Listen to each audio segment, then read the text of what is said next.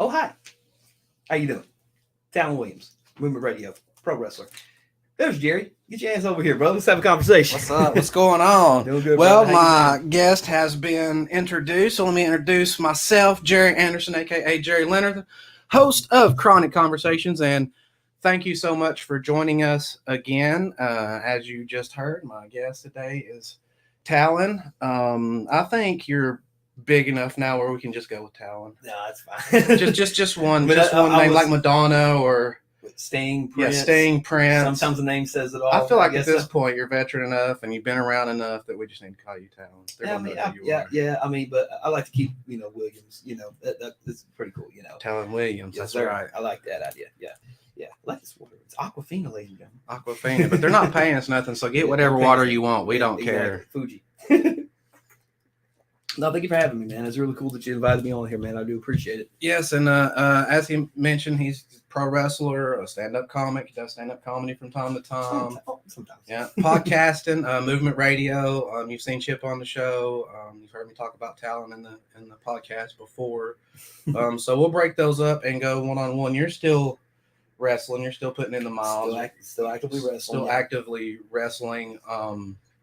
Is there anything coming up for you in particular? Any bookings or anything you want to Nothing push before? Nothing in the month of February. I'm dealing with some off the field stuff pretty much. It ain't no shame. If anybody follows me on social media, then they know my mother passed away back in the 17th. Thank you, brother. So I've been dealing with that, trying to help out my dad and my sister in that regard.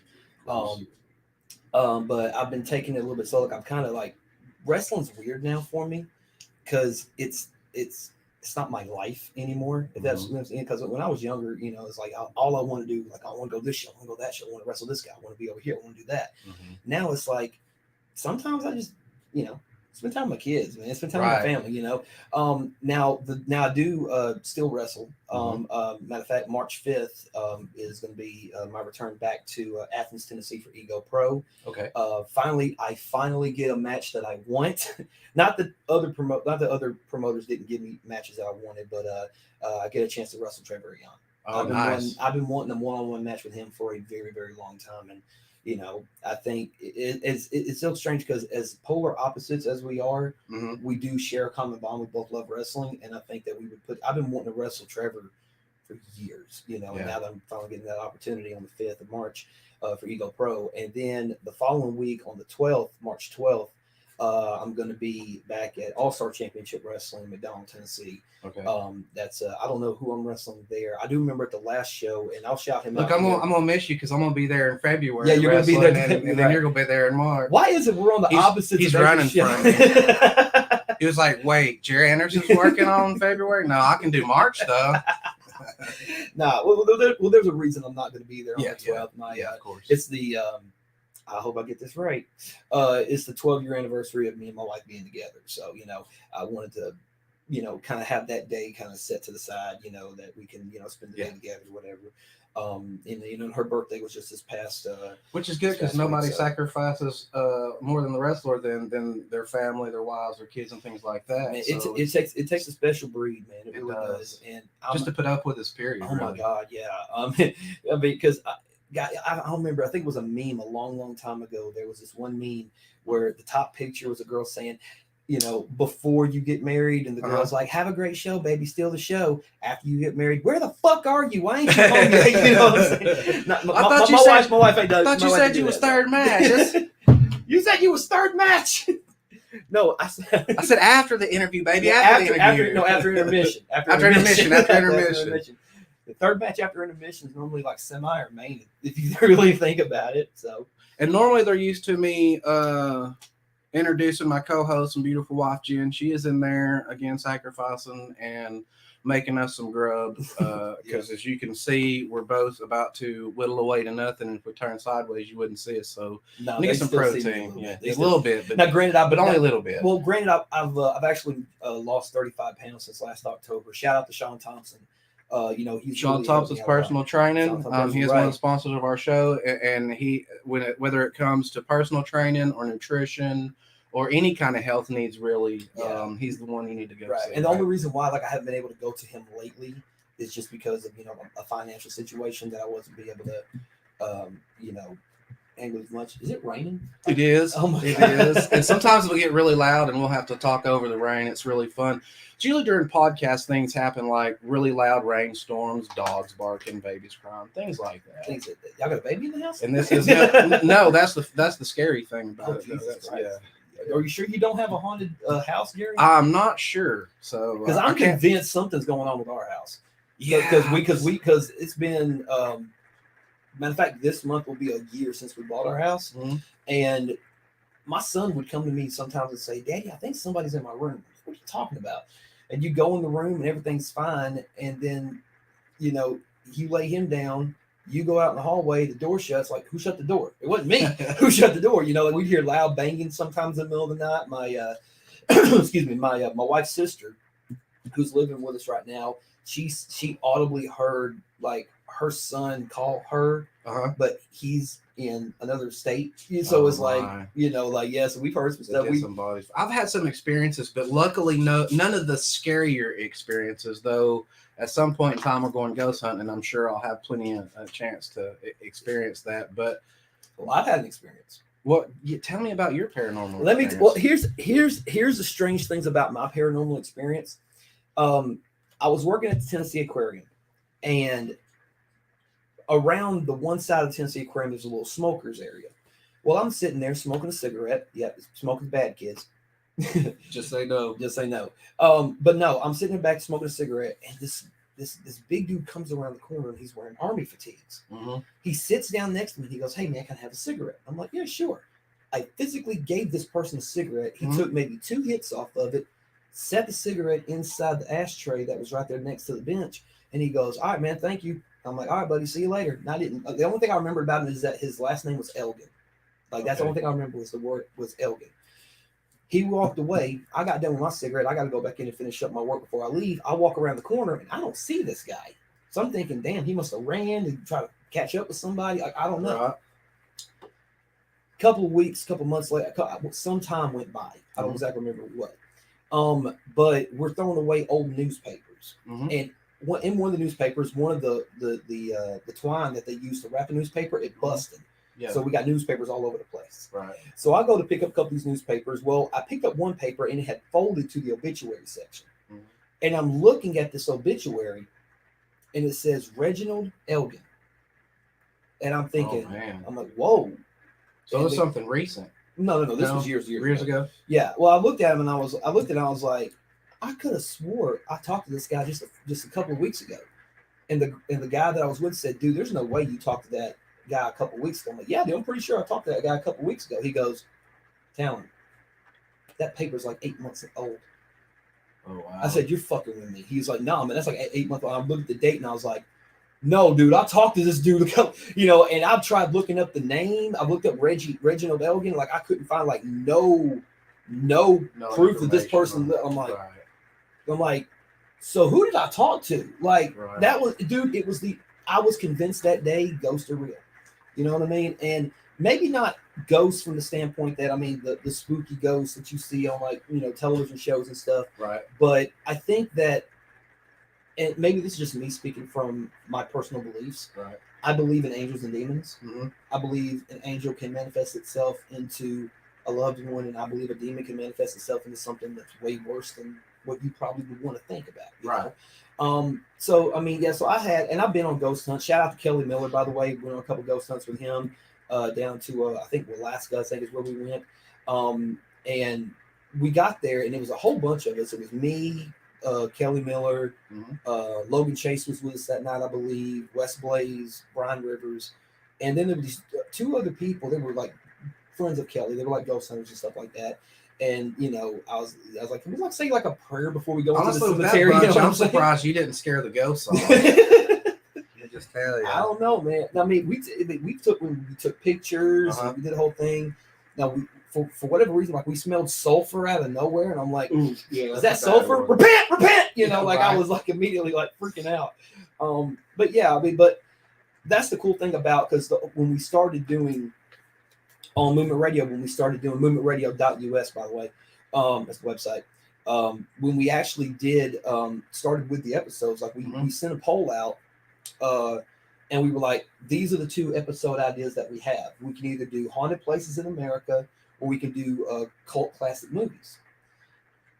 The response to that was overwhelming. 78% voted for haunted places in America. You know, I would have too. That's what I would have voted for.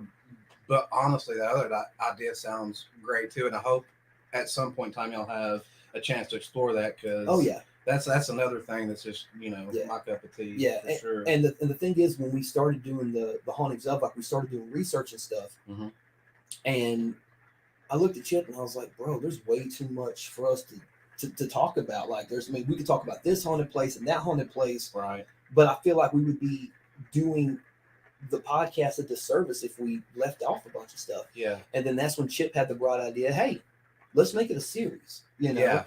So we came up with the name The Hauntings of, and ... ellipses, whatever.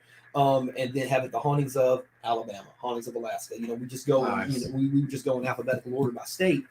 And that rolled into being probably one of our most successful, and probably, me personally, it's one of my favorites. Yeah, that we've done. And don't get me wrong, like, I like doing We Talk Wrestling. I like doing something about sports. I like doing our list when we do like list. Shut up. Like, I like doing lists and things of that nature. I like we started a series called Who You Got, where it's like a bracket style.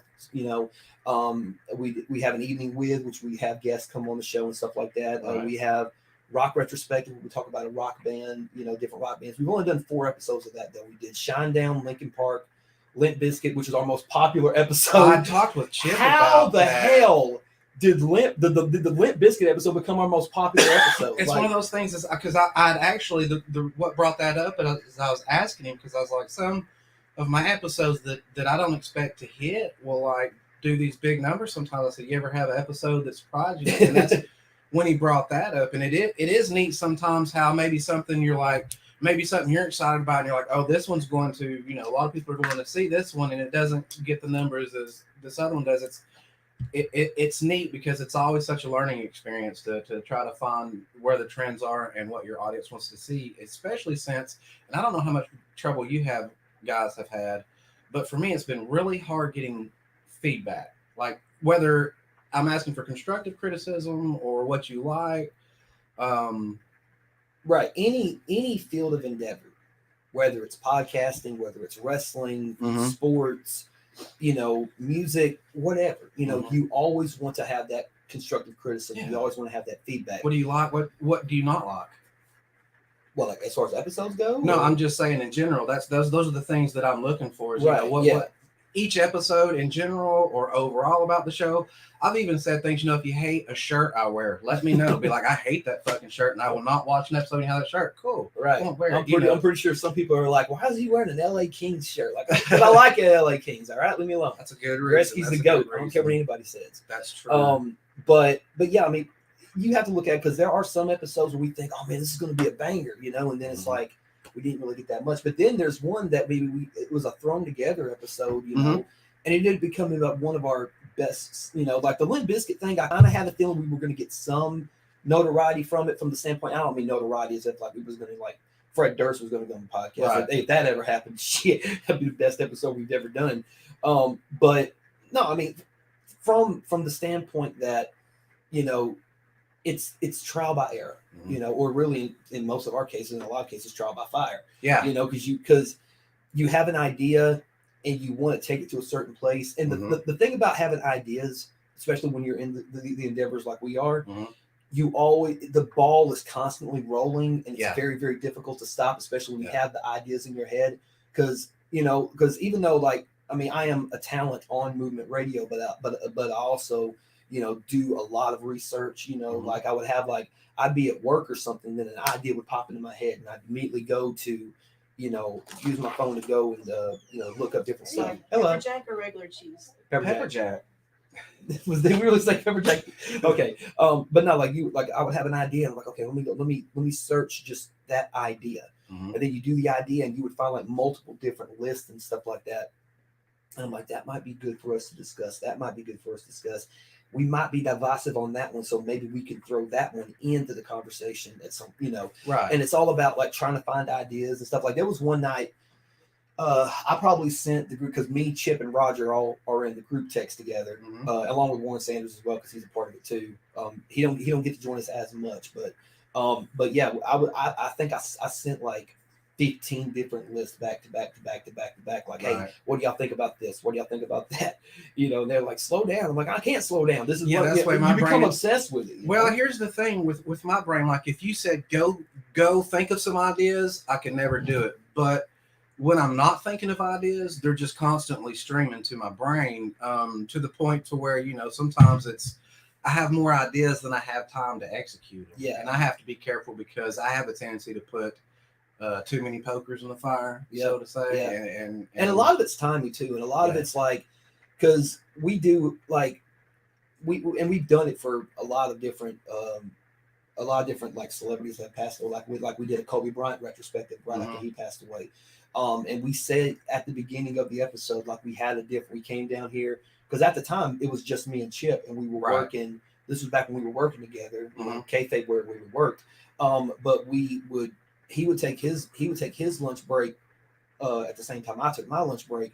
So we would go down to the little storage room area, and we would basically record the podcast on a phone about this big, with a microphone into it, and that's how we recorded like the first like 20 something episodes of the podcast. Was just it's crazy how it starts to how far it comes so fast. Because I was looking back thinking it amazes me that I've only been doing this a year so far because I started on my Chromebook with just Anchor. Yeah. And the microphone on the Chromebook. Right. Just, having that audio conversation to, right. Like now lights, camera, it's great. Action. I use Podcast Addict to get on my podcasts and stuff like that. And I listen to you can clearly tell right here I have a lot. Like I listen to the Busted Open podcast. I listen to your podcast, obviously. Gunnar Miller's podcast. I listen to his. If you like haunted stuff and like freaky kind of stuff, look at that. Lore is a pretty cool podcast. I listened to them a couple times. Brewster Teeth podcast, Off Topic. You heard a lot last podcast on the left? Last podcast on the left. Yeah. A girl that I used to work with, Brianna, she told me about that podcast, and I thought that was pretty cool. But I mean, like even like. I listen to my own podcast because sometimes you need to you have to critique. But we're already. If you would have told me we would be 252 episodes in, like I would be like, nah, you crazy. Like there's no way we'd be that deep into it. But we've been doing it since. Because when you get started, you really don't know. No, you don't. You really don't. And it's strange because and I think what really sparked it. At least for me, I always talked about like possibly doing a podcast and stuff like that. Right. It didn't really hit me to do a podcast, and like me and Chip always talked about it. Right. I don't think it really clicked with us until we did the Not Another Freaking Wrestling podcast. Yeah. When it was me and Chip on there with JD, Tyler, and Jake, and like we just had fun on that podcast. And it was a fun podcast to do, and we asked JD like how do you get started, like blah blah blah. The honest answer he could have given us was like, just do it. Yeah. Just don't think about it. Don't try to overestimate it. Don't try to overthink it. That is the best advice. Yes, because people will obsess over the equipment and this and that. Look, just get started first. Once you're started, because your ideas are what's going to sell the show. Everything else will make the things around it pretty, but it's your creativity, your guests, your things like that are the core of your show. Right. And it's helped me personally. On a personal level, it's helped me open up to have different discussions, to be able to have ideas. Yeah, I love it. But it's also a place where I can like speak my truth, speak my mind. From the standpoint that we have an episode. It's an early episode. I think it was like the 10th episode we did. It was called One More Light in a Glass House. That's what because it was combining One More Light and Glass House. It was two songs. One's by Linkin Park and one's by MGK. And we just put that together. And we went down there to talk about one thing, and it ended up being almost like a therapy session for us, because it was like what certain music meant to us, and certain songs and different things like that. Like there's this one song by the band Red called I haven't heard that name in a long time. I love Red. And they have a song called Hymn for the Missing. And I listen to that song, and every time I listen to that song, like it makes me feel, it's an emotional song, because it's almost like, it makes you want to cry. So much so that like when my mom passed away, and we were getting like what songs they wanted us to play during her funeral. My dad's a big Elvis fan, so he picked the song "Memories" by Elvis. My sister loves R&B music, so she picked "Voice to Men," a song for Mama. And that was I was trying to think of songs, and that was the only song that I kept coming back to. Was "Hymn for the Missing," because if you listen to the chorus of it, it's almost where it says, "Where are you now? Are you lost? Are you searching for me?" kind of things, and when my mom passed away, that's how I felt. I felt lost, what I mean? And I cried more in the past. I probably cried more in the past 2 weeks than I've cried my whole life, because she was such an amazing person. And I don't mean to get it on this. I don't mean to no, you're fine. But look, this show is all about that, man, because you're pushing through, and you're going to be on the other side of this, and there's a lot of people that need to hear that they can do that too. We had a pretty deep conversation with Brad. They started out really deep, so we'll just go with the flow and talk about what you need to talk about, brother. I mean, my mom, she was. I'll tell you this funny story about my mom. I've told it before several times to other people. I told them at the funeral home, and shout out to Mamie Blow. I know she'll probably won't watch this podcast, but she's the one who did the eulogy, beautiful eulogy. But I tell the story about how like I have this weird ability to burp really loud sometimes. Like I can elongate it, I can make it louder, I can make it guttural, Right. Well, I would always sometimes scare my mom when I would burp. Here's what happened. So my dad's at work. I'm in my room. Mind you, I'm like 17, 18 years old, right? I'm in my room. My sister's in my sister was in the living room on the couch. I keep getting the story messed up. I keep thinking that she was in her room, but she said she was in the living room when it happened. So I'm like, all right, cool. Mom was in the bed, her room, her and dad's room, folding clothes, and her back is to the door. Okay. I got one brewing. I walked out there, and I burped, and I scared her half to death. And she looked at me, and she goes, "Boy, I'm gonna tell you right now, if you burp in my ear one more time, I'm gonna beat you with whatever is in my hand." I was like, "All right, Mom." I backed away slowly. I went to my room again. Right. I got another one brewing. Yeah, I got another one brewing. I think I'm going to go ahead and do it again because I'm a dumbass. I was going to ask if you were just really brave or really stupid. I didn't know where the line was. Well, the line. You might have stepped over just a little bit.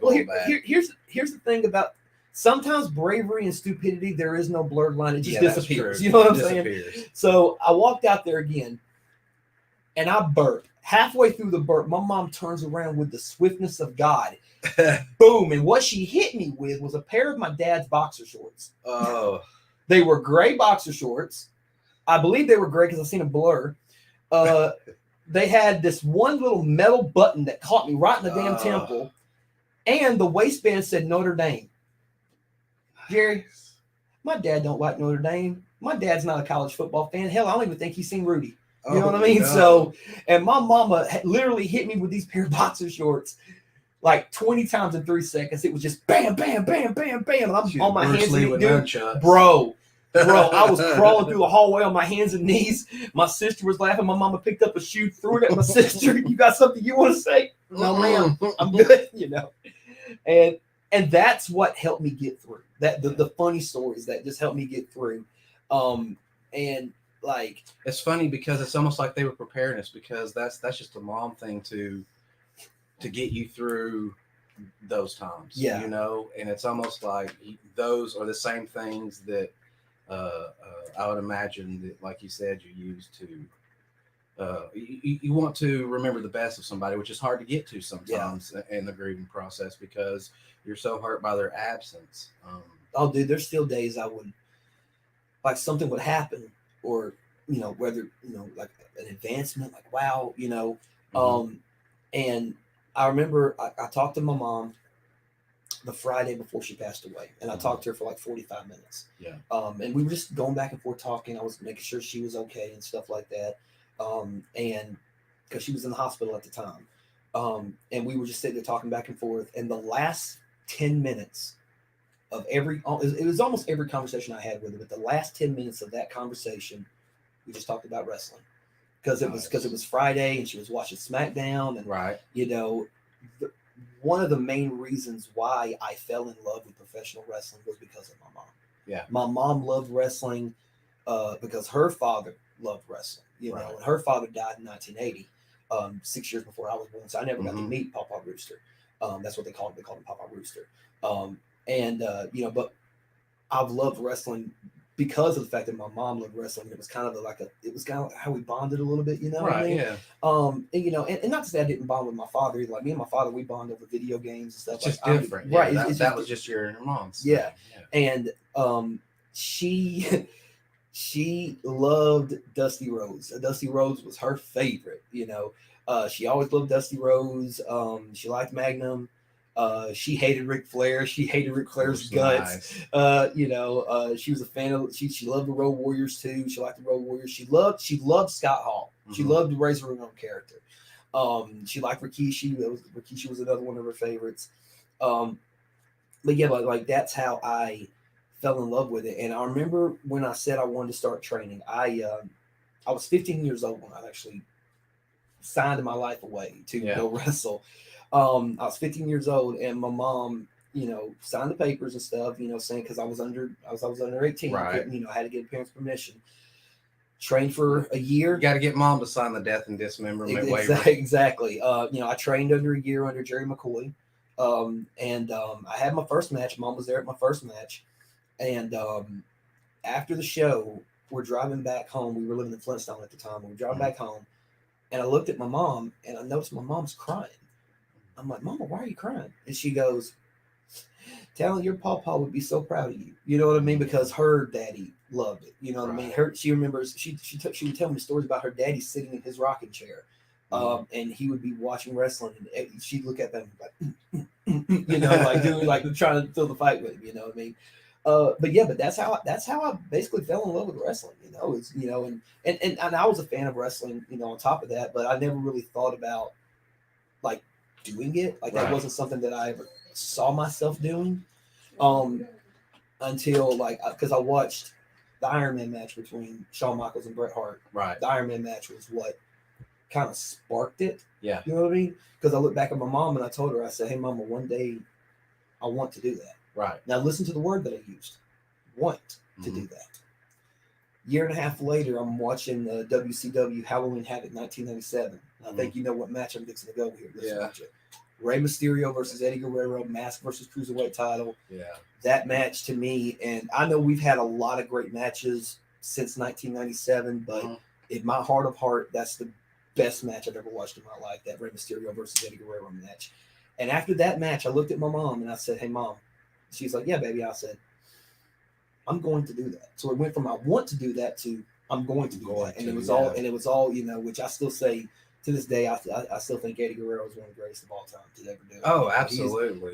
For me, he hit all the marks on the paper of what a great wrestler needs to be. And a lot of people only pull one or two of those, and they're lucky if they get to the top of that. But from gimmick to athletic ability to look, to promo skills, like his aura, his psychology, the aura. And I said this too, I say it kind of in a smiling way because I have good memories of all of them. 4 out of my 5 favorite wrestlers are all dead. Yeah, 4 of my 5 favorite. Yeah, because the only one still alive is Rey Mysterio. Yeah, Rey Mysterio has always been one of my favorites. But the 4 that he's still kicking. Crazy. His son's wrestling with him. Yeah, that's crazy. No, that's Jen but got to watch them the first time the other night. Yeah, but the 4 that I consider a big influence were Eddie Guerrero, Brian Pillman, Owen Hart, and somebody who I can't name. Redacted. Fuck it, Chris Benoit. Murderer. I know. We've had that. Rogers, we would have that discussion on. Sometimes we'd have that discussion on We Talk Wrestling. Rogers like he didn't do it. I'm like I don't know if he did or not. I wasn't there. Escaping whether he did or not, it doesn't take away from the talent he had in the ring. I guess it's definitely a difficult subject to approach depending on what your views and opinion are on it. Right. But you can't take away the fact that when it came to pro wrestling, he was a fucking machine.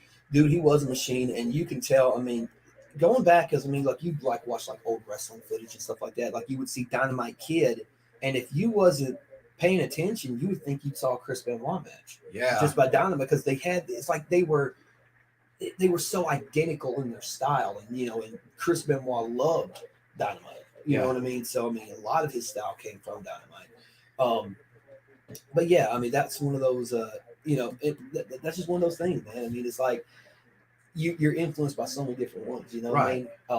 And it saddens me that had Eddie Guerrero not passed away, and I was thinking this, man, had Eddie Guerrero not passed away, let's just say, just for the sake of argument, Eddie Guerrero lived. Okay. See, he'd probably be in his 50s right now, Right. But at least, let's just say he retired at 50, right? Mm-hmm. He was 38 when he passed away. Let's just say you give him 12 more years, 2005, 12, so that means he would leave about 2017, something like that, which would be around WrestleMania 33, I want to say. Of all the talent that came through, if Eddie was still alive, could you imagine the matchups that could have took? You could have had Eddie versus Daniel Bryan. You could have had Eddie versus CM Punk. You could have had Eddie versus Seth Rollins. Like Eddie versus Kevin Owens. Like there would be a plethora of matchups. Right. That I think would be amazing to watch nowadays. Mm-hmm. Just because like Eddie Guerrero had one of those styles of wrestling where he could adapt to anybody's style. He could go out there with a Rey Mysterio. Yeah. And then the next night go out there with a Brock Lesnar. You know what I mean? And those are the best guys to work as well, because those are also the guys that let you wrestle you. Like a lot of guys that come in there and they have this idea of a match that doesn't really include the you that's you. Right. If that makes sense. Right. And it's like, nobody knows how to do me better than me. Exactly. Or my gimmick better than me. You can't give me that. I have to. And as long as you let me stay in my lane and you stay in your lane and we put those things together, that's when it's beautiful. And there's been a few that were really great. The Ric Flairs and Shawn Michaels that, could wrestle with the broomstick. But yeah, Eddie Guerrero made people shine. And I think really did. And I think that's one thing that I took from Eddie Guerrero. Mm-hmm. As far as influence goes, is that I want to be able to work with anybody. You see what I'm saying? Like I don't want to be just a guy who I can only wrestle, a old school. Thank you. Mm-hmm. Like I can only wrestle like an old school style match or forearm headlocks. Right. Drop down. Get yin drills. Like I could go out there with somebody like a Brad Cash, or I can go out there with somebody like a Trevor Eon. Like that. That's my mindset was that I wanted to be adaptable. You know what I'm saying? That way I can, because when you can adapt to other people's style of wrestling, I think that's a good trait to have. That was my one big weakness. Now, if you let me work my style, I can fit it into anything you do. But I couldn't wrestle other styles. I wrestle my style, and it's like it's a little limited. But I felt like that was kind of okay being a heel because it wasn't my job to shine or be cool. Right, exactly. Yeah, but a lot of it, especially nowadays, I'm good right now. I think especially for now, a lot of days, I think the line between babyface and heel is so blurred. Is that because nowadays it's like because I remember like back in the day, if you listen to like older like wrestling podcasts and stuff like that, back in the day, the heels, regardless of how great of a wrestler you were as a heel, if the fans didn't hate you, you weren't doing your job. Right. Same was with the babyface. If you could be the worst wrestler on the planet, up to Ric but Flair, if the people love you, they love you. Ric Flair was the champion, and he would go into towns and wrestle their champion and make those champions shine like they were the best wrestlers in the entire world. Even though he was Ric Flair, but everybody wants to shine for themselves in the heel nowadays, and I get there's like a finer line, but I still think storyline wise, it's easier if the roles are a little more defined. I know people are more complicated, and there's not just good and evil, but I still like within that format the storyline of good versus evil, David versus Goliath. Yeah. It's very, very few and far between like the quote unquote like real heels. Yeah, you know what I mean. Like if you think like I say maybe right now the closest to right now would probably be the Miz and MJF. Yeah, only because only from the standpoint that they are exactly who they present themselves to be. Right. If you want to go like living the gimmick, if you will, which they'll tell you it's not a gimmick, this is who I am. Right. But then again, that's what you're supposed to say. You know what I mean? You are, and it is in the fact that it's a piece of you. People don't understand that it may not be your dominant trait, but that trait's within you, and you just take that trait, even if it's a little one, you take it out here and you blow it up really big, and put it out there in front of you. Right, because that's what it is. It's turn it up to 11. Exactly, turned up to hell. Sometimes people turn it up to 2015, 1500 almost, because it's just so much. But from that standpoint, but see, the thing that you have to worry about whenever you get into those situations, like who's the babyface, who's the heel, and stuff like that, the audience most of the time dictates that for you. Yeah. If the audience is not really, and you have to let them. That's the thing. That's people forget, and I say this all the time ad nauseum, but the crowd is the other part of the show that just seems to be forgotten. Like the referee is very integral. The announcer is very integral. The wrestlers are very integral. But you know who else is integral? The crowd. Yes. They're a part of the story you're telling. You got to let them kind of help you, because if you don't, then it's not fun for them. And isn't the whole idea to entertain them and give them a good time? Exactly. And I think another thing too is that, but you also have to be careful in the sense, because a lot of times the crowd can also take the fun out of it from the standpoint that I get it. You get they want to hijack. Crowds. They want to hijack. Or I was just say, someone to hijack. They want to be the show. They want the shine on them. Right. But if everybody understands, and this is the guys in the ring too, if everybody understands that we're all really, nobody shines above anybody else. We're all equal, and we all need to have a part in it, but not overcome it. Like it's like, there's a thing you don't want to give your referee all your heel heat. You don't want to. There's just certain things you don't do, because certain things keep balance. Right. And that's, to me, is what is kind of missing in shows today overall, is balance. But also knowing your audience. Yes. Knowing your audience is very important. Because you can go out there and you can you can do like flips and dives and all that sort of stuff, and people are just sitting on their hands or they're on their phones. Right. The thing about it is that people's attention span is so limited. So limited now compared to what it was. But also, you gotta understand, pro wrestling, especially on television now, pro wrestling is fighting not just nowadays is more of an arms race, because 5 years ago there was no AEW. Right. Ring of Honor was around, but it wasn't as prominent. TNA was still trying to get to be that next level, but it didn't, pan out so well. Right. Not to say that Impact Wrestling's not doing good now. I think Impact Wrestling's doing great. Right. But it's about knowing your audience, because there could be some audiences, and what I mean by audience, I'm not talking about the vocal fuckers on the internet. No, I'm not talking about those guys. Yeah. Now, because and that's the people that I wrestle for, Mr. and Mrs. Walmart, as our good buddy Al Snow, let me pick that name up real quick, as he would say, is that you're wrestling for Mr. and Mrs. Walmart, the people who they work all week. All they want to do is come to a show and be entertained. They don't give a shit about backstage politics. No. They don't give a shit about any of the other stuff that's going on. And to be honest, I feel like it's the internet's fault, from the standpoint that the wrestling business, the internet, the information age, it took away something from the business that it never should have allowed the internet to take away. The magic. The control. Yeah. Control over the storylines, control over who wins and who loses. Right. And control over how much information we're going to allow you to know. Because they can only tell you what you want.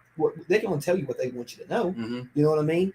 But at some point, and this is where I get into confrontations with people on the internet, and I shouldn't. And me being me, it's like I have this if I think you're wrong, I gotta tell you. You know what I mean? Not in every case, but when it comes to certain things, especially if you're passionate about something, it's like you're wrong. Here's why you're wrong. Yeah. You know what I mean? Yeah. Or at least I'll tell people, here's why I believe you're wrong. You may not believe the same thing I do, but let me present this to you.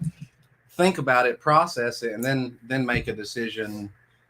Right. Well, also at the same time, it's like, I may get heat for this, but I don't give a shit.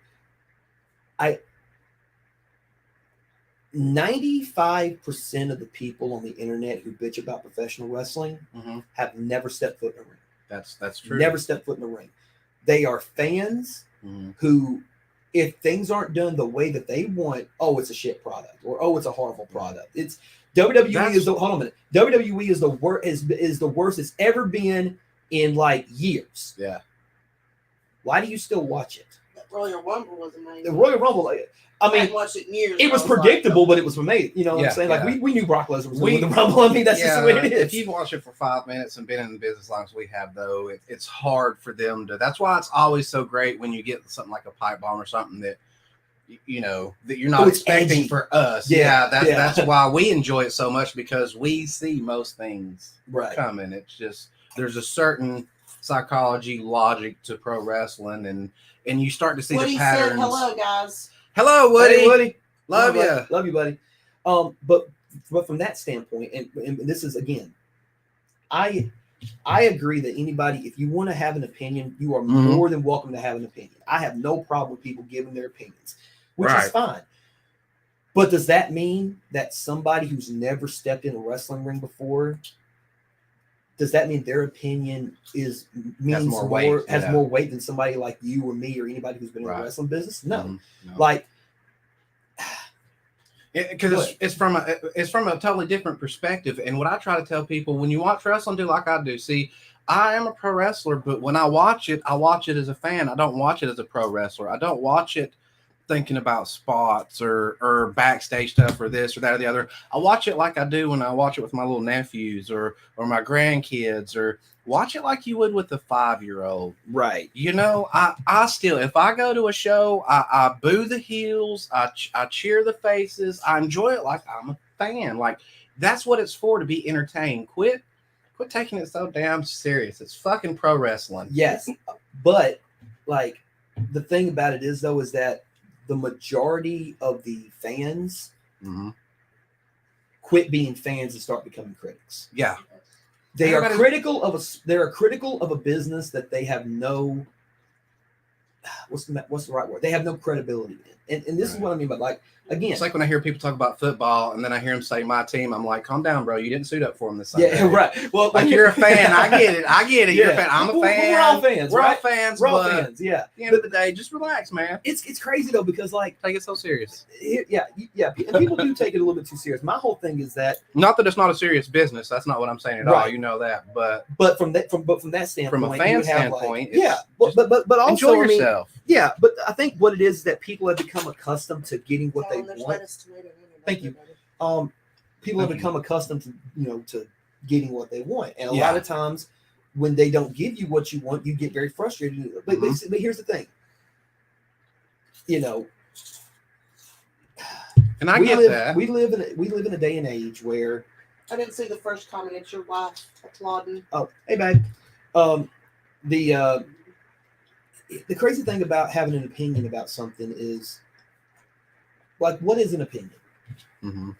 Webster's dictionary defines the word opinion as someone's personal feelings about a certain person, place, or situation. Okay, right. But that's the dictionary definition. The true definition of an opinion is the lowest form of human knowledge. Yeah, that is what an opinion is. And it doesn't mean you're stupid. Right. It doesn't mean you're gullible. People confuse opinion with truth nowadays, and that's what really bothers me. Is a truth whether you believe it or not. Right. Whereas an opinion can change from person to person according to different variables such as perspective, whether you're male, female, all kinds of things. Right. The thing about it is, though, is that it takes very, very little information to come up with an opinion. And sometimes it doesn't take any information to come up with an opinion, and people will just spout it all over the internet and talk about it like it's the truth. Not read the article, they'll see the heading. They'll see the headline, and then they'll share it and be like, "Hey, look what I shared." You're like, "Look at me, I was the first." People are more focused on being first than being right in that situation. Yeah, And you're like, "That was from 2018." Right, that was from 2018. And the thing about it is, and again, like, for example, like, again, you can have an opinion, but does that mean your opinion carry the weight? Like, just because you are a fan of professional wrestling doesn't mean that you have the mindset of people like I can have, like, if you're a wrestler, if you're a manager, if you're a referee, if you're a booker, a promoter, a valet, hell, if you're a security guard, you're a ring Bell guy, or if you're a Whatever commentator, like you're a part of the business. You are part of the business. Yeah, and that's the advantage you have too, because you're both a pro wrestler and a fan. They're only a fan, so you actually have two perspectives, whereas they only have theirs. Right. And I know a lot of people will probably sit there and say, well, hold on a second, Talon. You're a fan of the Miami Dolphins. You criticize the Miami Dolphins sometimes. I know you criticize because they fired Brian Flores. How can you have an opinion about the Dolphins when you've never played it down in the NFL? You know what? That's a good point. I haven't played it down in the NFL, but you know what? I've played football before. Right. I know what it's like to throw a football, catch a football, tackle somebody, get tackled myself, get back up, have dirt in my face. I know what that feels like. At least at some level, yeah. Right. Like, this works like, okay, say you wanted to be a doctor, okay? Say you want to be a doctor in the medical field. You have to go to school for 7 years, if I'm not mistaken. Mm-hmm. Sometimes longer. I think anesthesiologists have to go for like 12 years or something. Right. Now, once you graduate from medical school, are you a doctor? No. Mm-mm. You have to then go do residency. Why? Because when you go through medical school, they give you the information, but you don't have the experience to go along with it. So that's not knowledge; it's just information. Once you get the experience, there's so much naivety. No, it's like in pro wrestling. You train for however long, 6 months, 2 years, however long it takes you to train before you step in front of that crowd the first time. And you step in that crowd the first time, and that's really when your training and learning start, because you don't really have a concept except how to athletically do things. Right. You have to be in front of that crowd and see how they react to each thing before you start to learn what your path is, what where you're headed. Right. I mean, I've seen matches with guys it's the first time in the ring. Mm-hmm. And athletically, they were good. They were hitting all the spots, and bumps were pretty. Everything. But it didn't mean anything. Why didn't it mean anything? Because they didn't put moves together in a sequence that made people have an emotional connection. Right. When you go out there to wrestle, you have to make them people emotionally connected. You want them to resonate with what you're saying. Yes. Immersion. Mm-hmm. That is the key word there. Immersion. You have it's a mass hypnosis, almost like stand-up comedy. Like we're all in this together. We're all method acting. But some cases, and then you get the case like Carlos Mencia when he's stealing jokes from people. Right. That's a whole different thing. Him, Dane Cook, that one guy that I seen at the Comedy Cash that was doing Arnez J shit. Oh no. Yeah, that debacle. I didn't say nothing to him. I mean, I didn't say nothing to him. My sister pointed out, she goes, Arnez J said that. He was like, y'all have a good night. You know what I mean? He got the stage. Go Lily. Yeah, go Lily. Yep. Yeah. But yeah, man, I mean, like, again, we're living in an age where I think people have too much influence, especially with social media, man. Social media is a gift and a curse. Mm-hmm. It's a gift from the standpoint. It's a necessity. It's a necessary evil for sure. Necessary evil. Yeah. Unfortunately, you can reach out to people that you haven't seen in a long time, catch up with old high school friends. You can promote your stuff and things of that nature. But then there's the other side of social media where everybody has an opinion, and 99.9% of them don't know what the hell they're talking about. Right. And that's the thing that sucks about social media. And for the most part, people can, and again, you throw your opinion out there. Mm-hmm. God forbid you have a disagreement with somebody, or they'll try to cancel you, or they'll say that you're a horrible human being or whatever. See, that's the part of it that I hate is why? How can they not? It seems so logical to me to realize that basically I'm doing something you don't like, so you think I should be canceled. But if you do something I like, then it doesn't count because then I'm oppressing you. That's not how that works at all. Right. Well, I mean, I don't get too far deep into the political. No, I try to stay away from that too.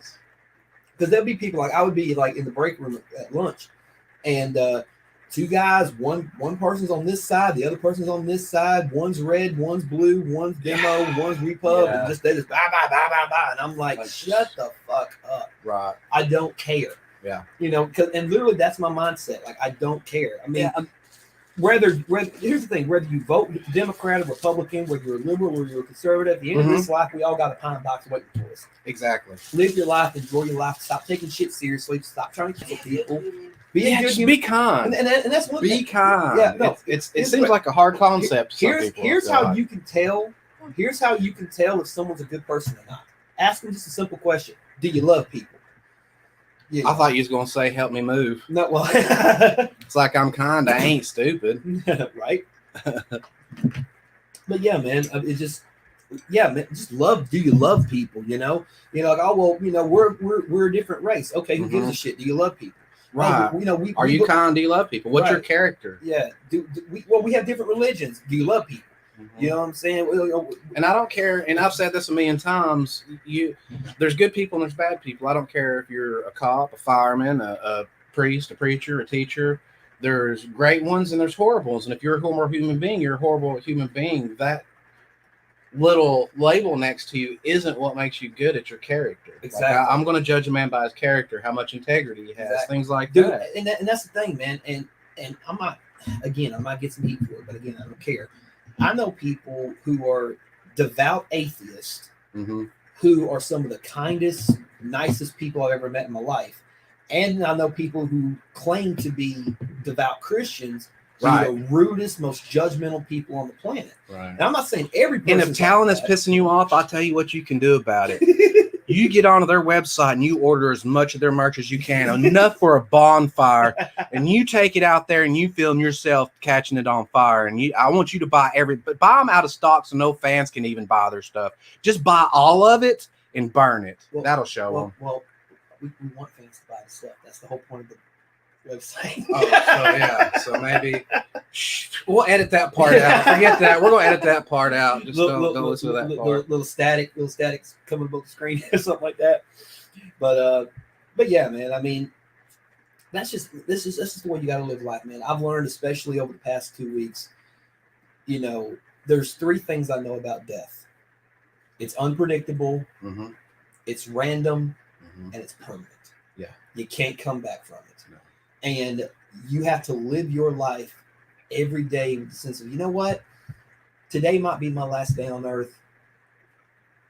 Why do I have to be upset? Why do I have to be angry? Why am I having this argument with somebody over here about some stupid shit? Like, why am I upset that, somebody didn't put the DVDs in order? Like, why am I upset about that? Here's my theory on that. I think even going back generations and because everybody said, well, this generation, that generation. So I'm gonna say the last several generations, including ours, has been soft as fuck. And let me tell you why.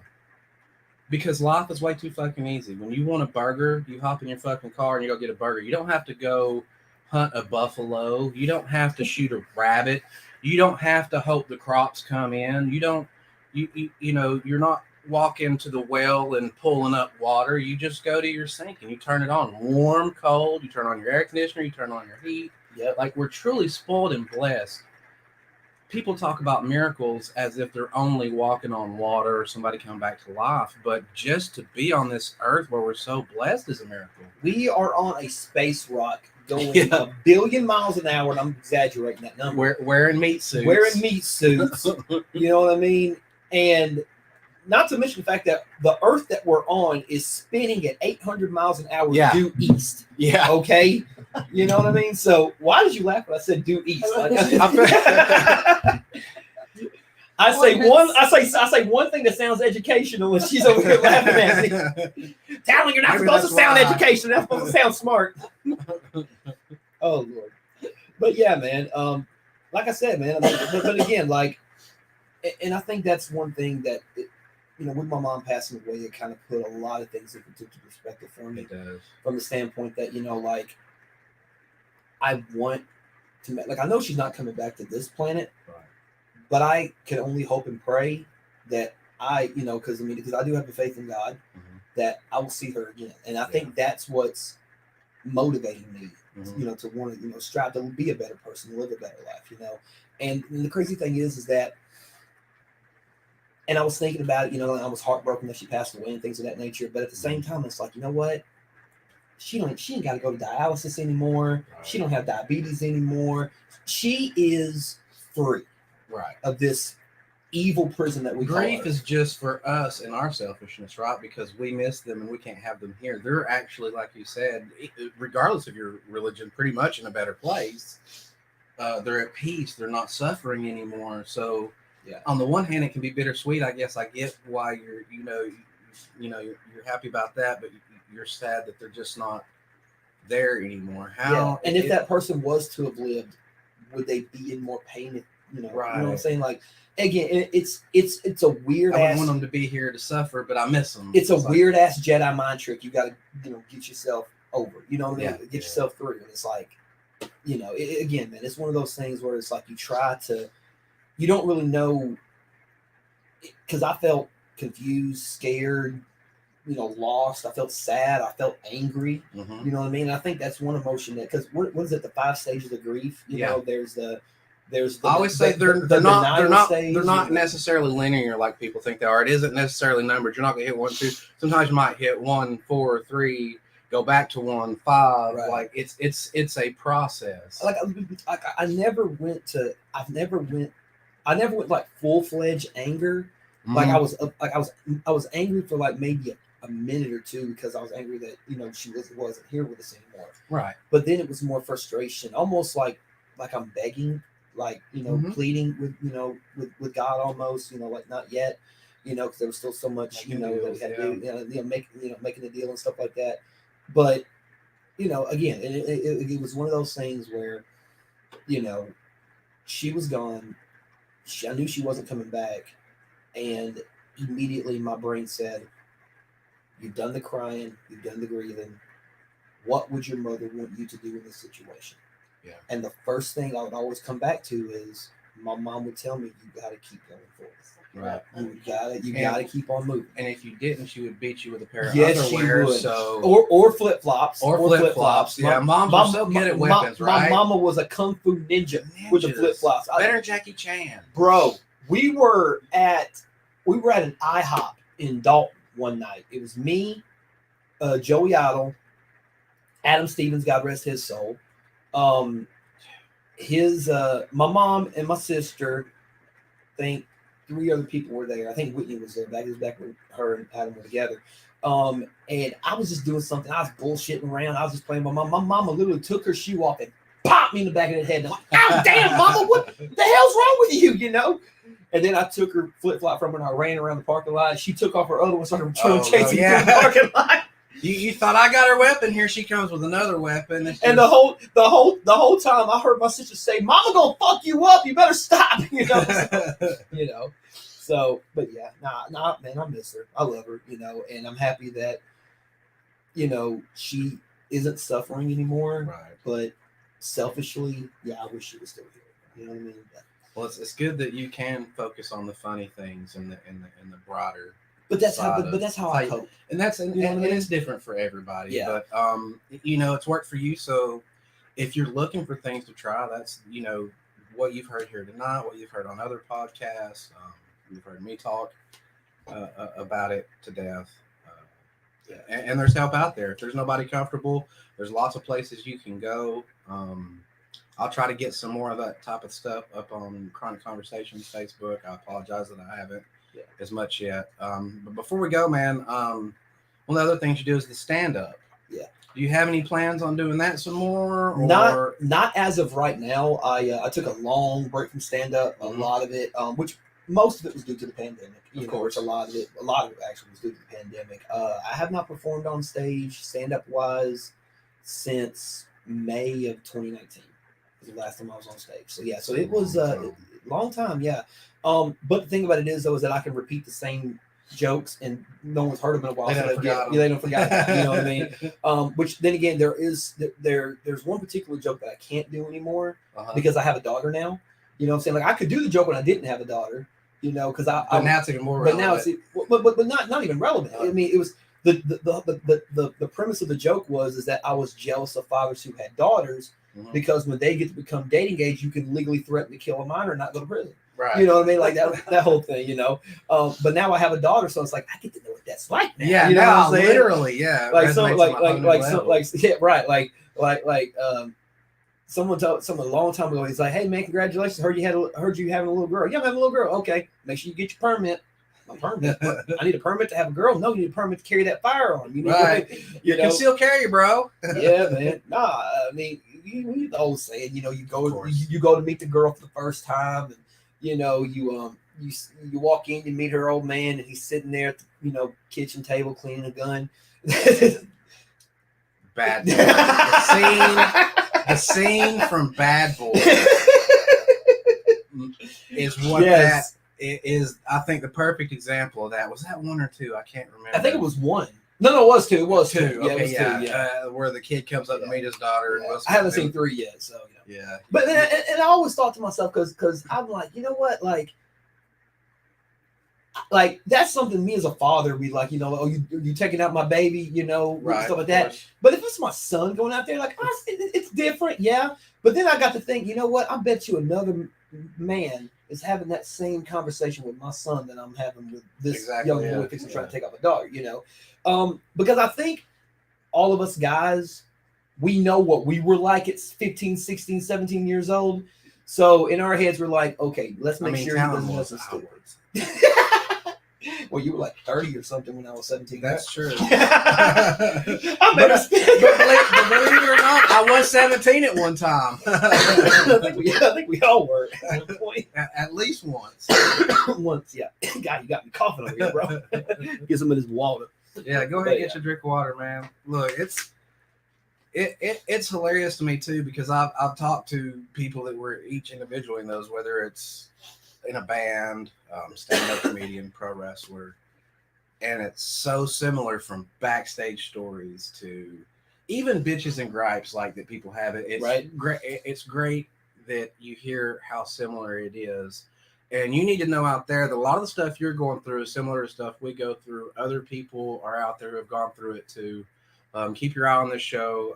At some point in time, I will have some health professionals on here to give better advice, because I'm a dumbass and I don't want you to take my advice. We can only tell you what we've gone through and what we've done to help us, and it may resonate and it may help you. But if you do need to get help, it's manly. Let's change this. It's more manly to reach out than it is not to. I've reached out for help. Brad Cash has reached out for help. The toughest guys, when they needed it in the time, they knew to reach out for help. So don't think that reaching out means you're a wimp. Exactly, that's what I said. Real men reach out. And that's the thing. I mean, because I've gone through bouts of depression and things of that nature, like that. I would I don't know if it's more of an inferiority complex, because sometimes because you would do a wrestling match and it's like, God, I could have done that wrestling match better. Or you do an episode of the podcast. What's that insecurity that leads you to these creative fields, right? Like stand up and things like that. It's weird because we're insecure people who are afraid of people judging us. So what do? We go and we present ourselves to people and go, judge us. Well, that's something that I learned doing stand up, is that a lot of the funniest people that you'll ever meet are some of the most depressed people. Mm-hmm. Only from the standpoint that maybe they were bullied growing up and they didn't know how to handle it. They didn't know how to talk back. They didn't have good comebacks. They couldn't clap back at somebody immediately, so they just kept all that bottled up inside of them. And it's like, I'll just take this pustule ball of pain, put it over here, and then in about 45 years I can cut that piece of colon out with a tumor in it. No big deal, I'll just draw some cartoons on it. Boom, there you go. But I think comedy comes from pain. When you experience, for example, the story that I just told you about my mom beating the shit out of me with a pair of my dad's boxer shorts. That story comes from pain. Yeah. Now, it didn't come from pain when it happened. Right. But now that my mom is no longer here, it does have it carries extra weight with it now. It carries extra weight because there's no more availability to have those moments again. Yeah.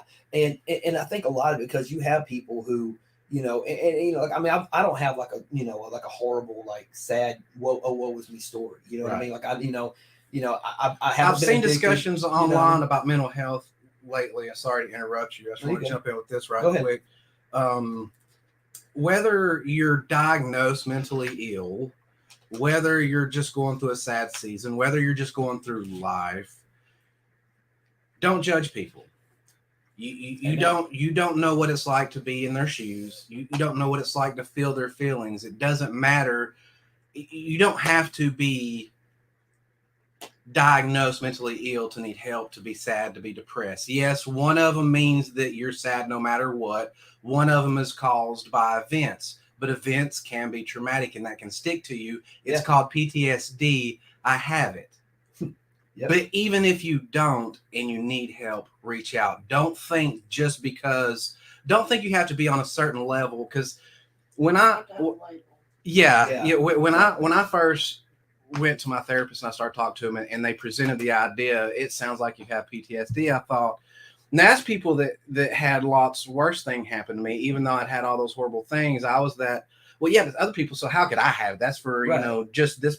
And she was like, no, it's for, it's somebody who had you think PTSD, you think somebody in the military. You relate automatically, or a cop or a fireman, something like that. Something where the job is so stressful, and the fact that you're trying to save lives, whether you're an EMT or a firefighter, or you're trying to stop the bad guys, like in a situation of a cop or the military and stuff like that. It does fuck with people mentally, because there are cases where, like, man, I wish I could have stopped that from happening, but unfortunately I can't. Like a medevac, getting people, taking them, away in a helicopter to a hospital or something, like that's got to be the most stressful inducing job, because like we got to take you out of this dangerous situation, and we got to make sure that we save your life. You know what I mean? Got to keep you safe, got to keep me safe, got to keep situation safe. And there's some people that don't come back from it, right? And that's the sad part about it, And you don't. It's hard. Like, I know people self-diagnose, and I get you shouldn't Google your symptoms. Like I said, reach out, talk to somebody, let them diagnose you, because there are different types of therapies that can help, and a proper diagnosis, which can be sometimes hard to get. It took years and years for me to get a proper diagnosis. But that doesn't mean you shouldn't try, because there might be something. Medicines don't work for me. I've been put on everything, but if it might work for you, so don't not try it because it didn't work for me. Well, I'll be honest. I mean, full disclosure here, I'm on Wellbutrin. I've tried other anxiety medicines before, and they either made me feel like I was having an out of body experience, but not in a good way, Yeah, no, but that numbness. There you go. Yeah, and then I hated that. When I was on Wellbutrin, I was like, I felt more like, okay, I got this. Like if I was, because I think a lot of my mental illness comes from paranoia. Like I've worked. You can ask anybody who knows me. I worry about everything and everybody, and since I've been on Wellbutrin, it's more like I think evens you out. Whatever even is, whatever that is. You know what I mean? That's the thing. That's the definition. There's a chemical in Wellbutrin called "fuck it." I think, and that's what. And that's it. And that might be the right fuck it for you. For me, I was put on different things, but each one just had either a side effect that was unacceptable for. It didn't do good enough. There was the cost reward ratio was too great. Yeah, the pros that didn't outweigh the cons. For Wellbutrin, for me, like it killed my depression. Like I wasn't depressed at all, but for me, it triggered my anxiety. Like I stayed super manic and anxious on it. See, that's weird because it did the exact opposite for me. Yeah, but that's what I'm saying. Definitely check. Don't self-diagnose. Definitely get a diagnosis. That doesn't mean if you're not diagnosed with a mental illness or put on drugs or something like that you don't have a problem and you don't need help, or that I'm taking away from it. And if you are, that's okay too. See, I was diagnosed with ADHD when I was like 5-6 years old. You know what I'm saying? Yeah, I know kids with ADHD. Like not just ADD, ADHD, the high def version. Yeah. So I mean, from the time I was 5 to maybe 9, 10, like I took Ritalin. Yeah. You know what I mean? And the only thing, like, everyone told me it's like you were a zombie. You know what I mean? Like, so that's why my mom didn't put me on medicine, because it was early in. As a matter of fact, ADHD and ADD didn't exist. I was diagnosed with something called hyperkinesis. Hyperkinesis, which is basically a kid that doesn't want to sit still. Gotcha. Well, hell, I mean that's what kid doesn't want. That's the hyperactive. You know what I mean? And I'm still the same way as an adult. I just don't see it as a problem that needs to be dealt with medicine stuff, because it's not, in my eyes, interfering with my life in a negative way. And that's how I sort of categorize the mental illnesses, because some of them are more aggravating than they are detrimental. Right. So I just focus on the ones that are detrimental to me and see if I can.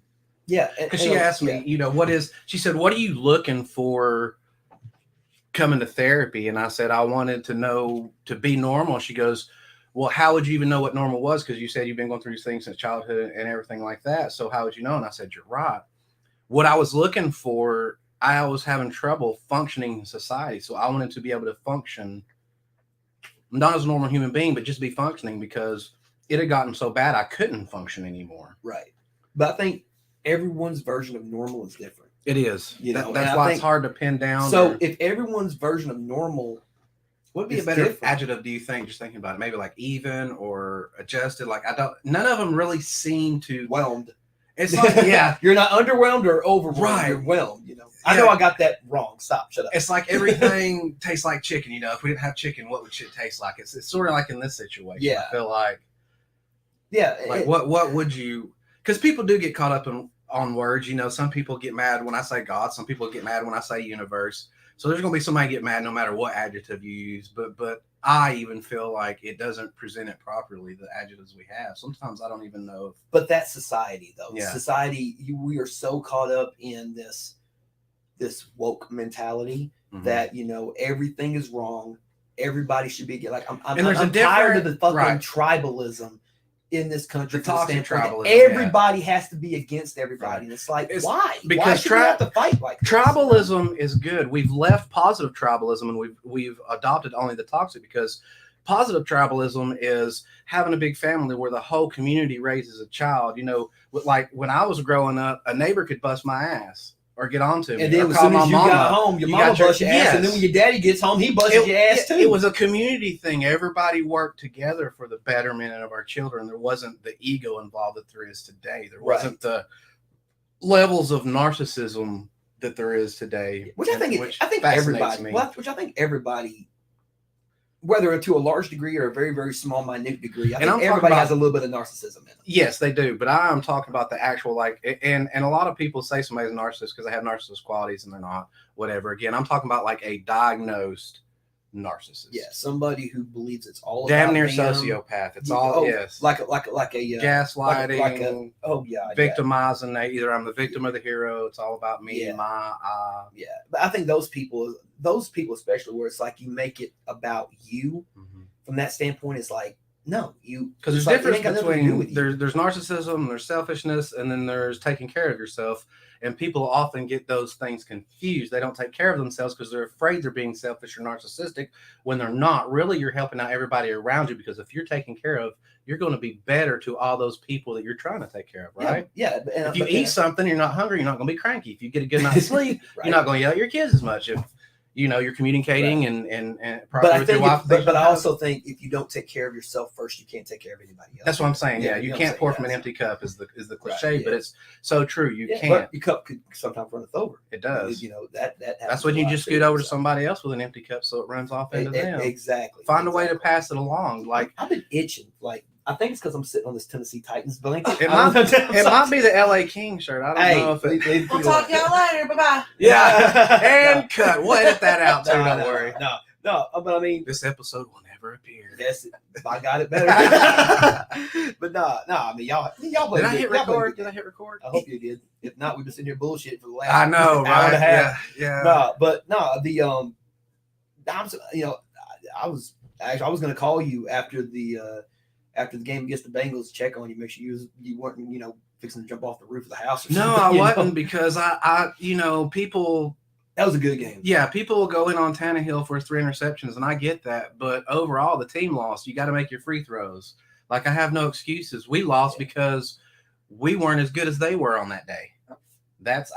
I won't say overall. I won't say if we played 9 out of 10 times who would win the most. Who wouldn't? But y'all said Joe Burrow 9 times. 9 times. 9 times. That's what I'm saying. You got to make your free throws. If we can sack somebody 9 times and we still can't win a game, there's a problem with that. Yeah. And I trust. Here's my thing. Here's my take on things. I've never suited up. I've never coached. Mm-hmm. I've done it on a lower level, but I haven't played. I'm a fan, but I don't watch enough to. I've done it on Madden. Do breakdowns. And I don't. I'm not an analytic expert or anything like that. But see, I'm a fan. That's what we do on Are You Ready for Football? A lot of times is that. But you have a lot more knowledge than I do, so you would approach it. I wouldn't. I have more information. I'll give opinions. I have more information. Right. I have more information, but I can't give any truth. Right. Right. Yeah. I can give an opinion, and my opinion is that I trust the coach of the year, Mike Vrabel, and our GM, John Robinson, to make the right fucking decisions, because since they've been there, we've been on a fucking upward. So you're already calling it now? Journey. No, Mike. So you're calling it right now? Mike Vrabel, Coach of the Year? I think so. I think it's between him and Zach Taylor. I think they're going to lean the reason Taylor. I think. They will, because he wins the Super Bowl. That's like leaning towards a quarterback for Heisman. I just the thing about it is, when it comes to Mike Vrabel, is not what he did, but who the fuck he did it with. We played with an activated practice squad. Listen. We suited up. It's passion. We suited up 92 players, the most in NFL history. So to me, what better coach does something like, yeah, okay, you did it with your top stars. Good job. You know what I'm saying? Right. I'm not taking away from his coaching, but Joe Burrows is an amazing fucking quarterback. I feel like if anybody should get coach of the year from that team, it should be him, because who's doing most of the play calling out there, especially when they're playing teams like Tennessee where they just can't fucking hear. Oh my God, yeah.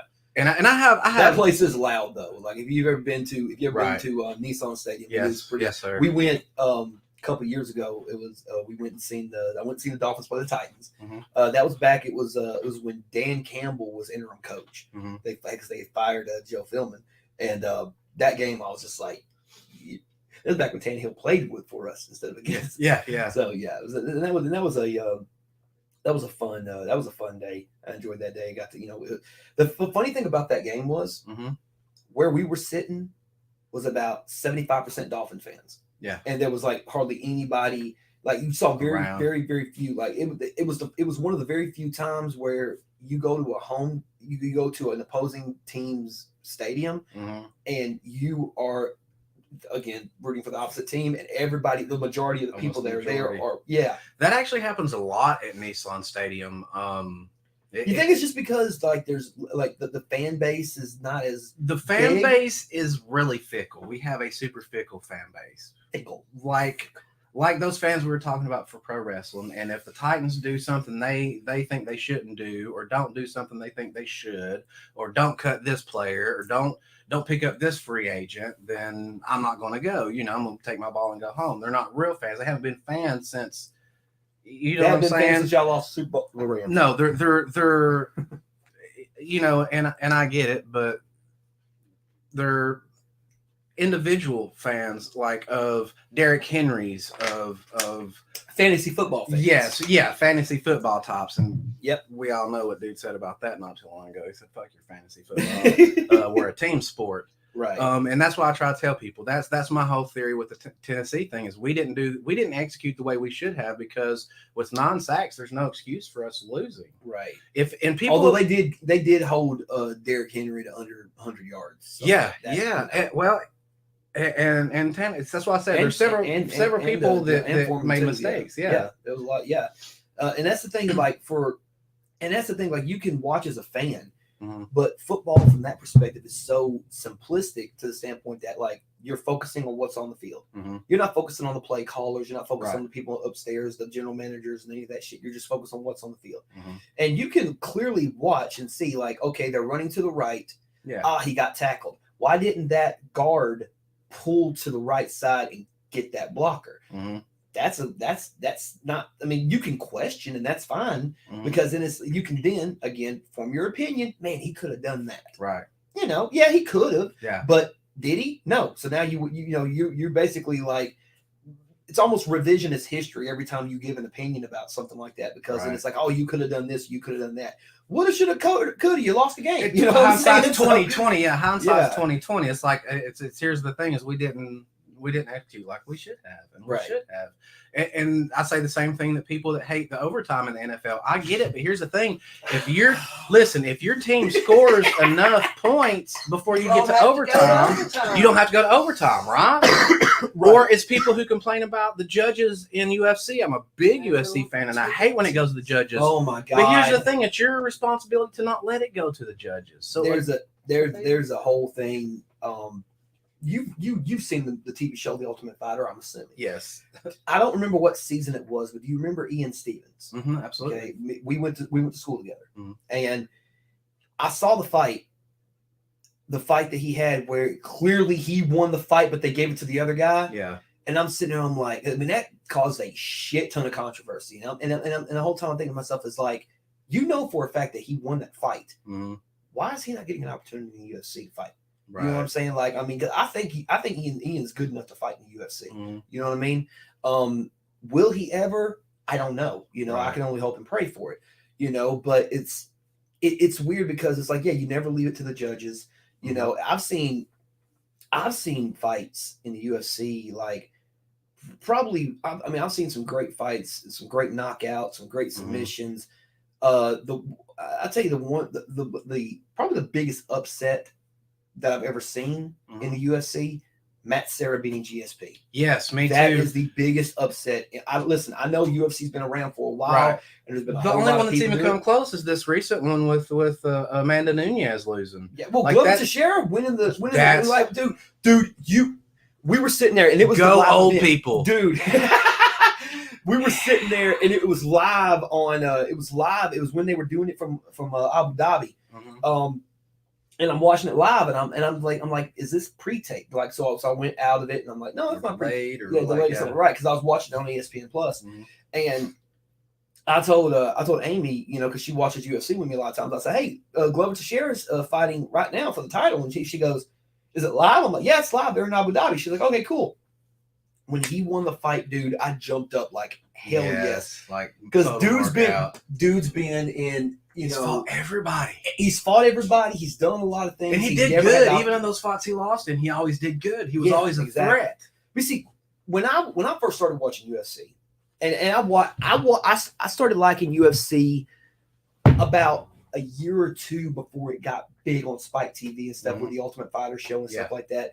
So my favorite fighters, so my favorite fighters were, I hate to admit it, I like Tito Ortiz. I thought he was a good fighter. I like Chuck Liddell. I was a fan of BJ Penn, Jens Pulver when they would fight each other. Same reason we like wrestlers. They resonated with us. Yeah. They had characters. They had personality. Right. I remember, lack of a better word, they had gimmicks. Right. They were some of the first ones in MMA. I mean, you know, Ortiz with the fucking digging thing. Right. And the Chuck Liddell. The damn, you know, because everybody had like Chuck Liddell was the Iceman, you know, and Tito Ortiz was the Huntington Beach bad boy, you know. But there would be some that were more gimmick, like we all know, like, you know, King Mo has a personality, right? Chris Cyborg, you know, and people like that. But that would be like, you know, Kima Leopoldo, you know, coming down to the ring with a cross, you know what I mean? You know, and I'm pretty sure if Vince McMahon or some wrestling promoter would be like, damn, that's how you do it right there, pal, you know, you know. It's so strange. Look how so many people have been robbed from UFC to borrowed, whatever you want to call it. Don't get mad. Yeah. Dude, Riddle's doing so good on Raw right now, man. Riddle is awesome, dude. You know, because you see him fight in the UFC, you see him fight in WEC, and you know, then he moved over to the world of pro wrestling, and you know, he started out. And you never know, right? Because sometimes just one will go from one to the other, and it just doesn't translate. But a lot. Which, I mean, you've seen Brock go from wrestling to UFC. You've seen Lashley go from wrestling to UFC. You've seen Jake Hager go from wrestling to mixed. Well, not the UFC. He's more Bellator. Pride. Even Dave Bautista. Well, I might have had a stroke. I'm sorry. Dave Bautista. Even though there's some, you know, kind of lower tier shows, he still did some. Yeah, I mean, he did pretty well. He did decent for himself, you know. But then you got the ones who started in wrestling and then they went to the acting role, like The Rock, John Cena, and Dave Bautista, honestly, because I think Batista who saw that one coming, really. Dude, honestly, I really don't. No, honestly. I mean, seeing Guardians of the Galaxy, like it makes sense to be dragged. It makes sense. You know what I'm saying? It makes sense for that to happen. You know, and that's the thing. Like everybody in like, and this is just me. This is just my own personal opinion. There are no chosen ones. Right. I think God has given all of us an ability, and it's to find that ability. And I think that's one of the things. One of the things that makes life great is that you can explore all these different avenues. Like I explored with professional wrestling. I explored with stand-up comedy, the podcast, things of that nature. You know, and you know, you find different things to do. You find, you know, like my son recently. My son was all about professional wrestling, all about pro wrestling. He's seen his daddy wrestle. He loves watching wrestling. Like he's got all the action figures and the belts and all that kind of stuff. He then started playing football. Now his life is all about football. He loves football. He loves playing it. He'd be like, "Daddy, come throw the ball at me," or "Daddy, tackle me." I'm almost a little jealous of people like that because I feel like they had better focus than me. Like, because they found something, and that's where their focus went. I'm more Right. like you. Like I'm. I had ADHD. Again, I liked everything as a kid. Yes. Like, I didn't, What you want to be when you grow up? Everything. Yeah. At what age? Yeah. I don't think that, honestly, as a kid, I think that there's so much going on in the world at any age, at any generation. When you're a kid, you're like, hey, like, it would be cool to do this, it'd be cool to do that, it'd be cool to do this, it'd be cool to do that. And then you get a little older and you start, okay, realistic expectations have to be set. Can I really do this? What are the odds of me doing this? And even if the odds are stacked against you, you can still make it somewhere or do something. You should try, because another cliche is the only failure is not trying, but it's true. That's where you fail, is to not even try, because or a master has failed more than a student has even practiced. Yes, the Michael Jordan said. I mean, the GOAT. Sorry, LeBron James fans. Sorry. But Michael Jordan said, you miss 100% of the shots you don't take. Yeah. And that means you got to, constantly pursue, constantly go after the things that you want, and it don't have to be. People got to stop thinking of the big shit, the running, jumping, singing, dancing, all that kind of shit. Sometimes your talent, you know how to network, or you know how to, Sometimes it's bake hard chicken, because bake necessarily pie, your talent isn't your passion, or your passion isn't your talent. Right. And I think sometimes that's you what won't even people discover it. want, Yeah. And sometimes till later people in don't life. even discover it till later in life. You could have a guy, you could have one dude is like, hey man, I'm going to cut Miss Johnson's grass in the morning. Why? Well, how much is she paying you to cut her grass? Like, why? Just come hang with us. Nah, man, I gotta get up in the morning to cut my grass. That guy now, because he started cutting grass when he was a kid, he's got a landscaping company worth $4 million. Yeah. You know what I'm saying? Or the one guy who loves to detail no cars and and fix passion cars, sacrifice comes right. And the one guy that can detail cars and stuff like that. Always want to make sure that his car looked good. And man, like maybe he's seen a car that was kind of old and dirty and beat up, and he's like, I think I can make that car look good. And then you make the car look good. And next thing you know, he's got 4 mobile trucks going around the city just detailing cars and fixing cars. Yeah.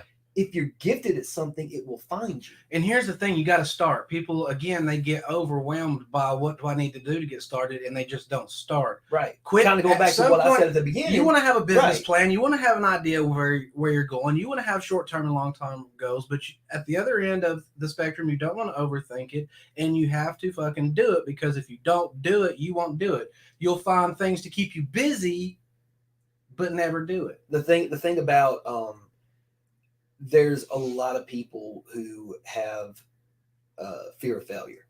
That's one, and that's, I have that too.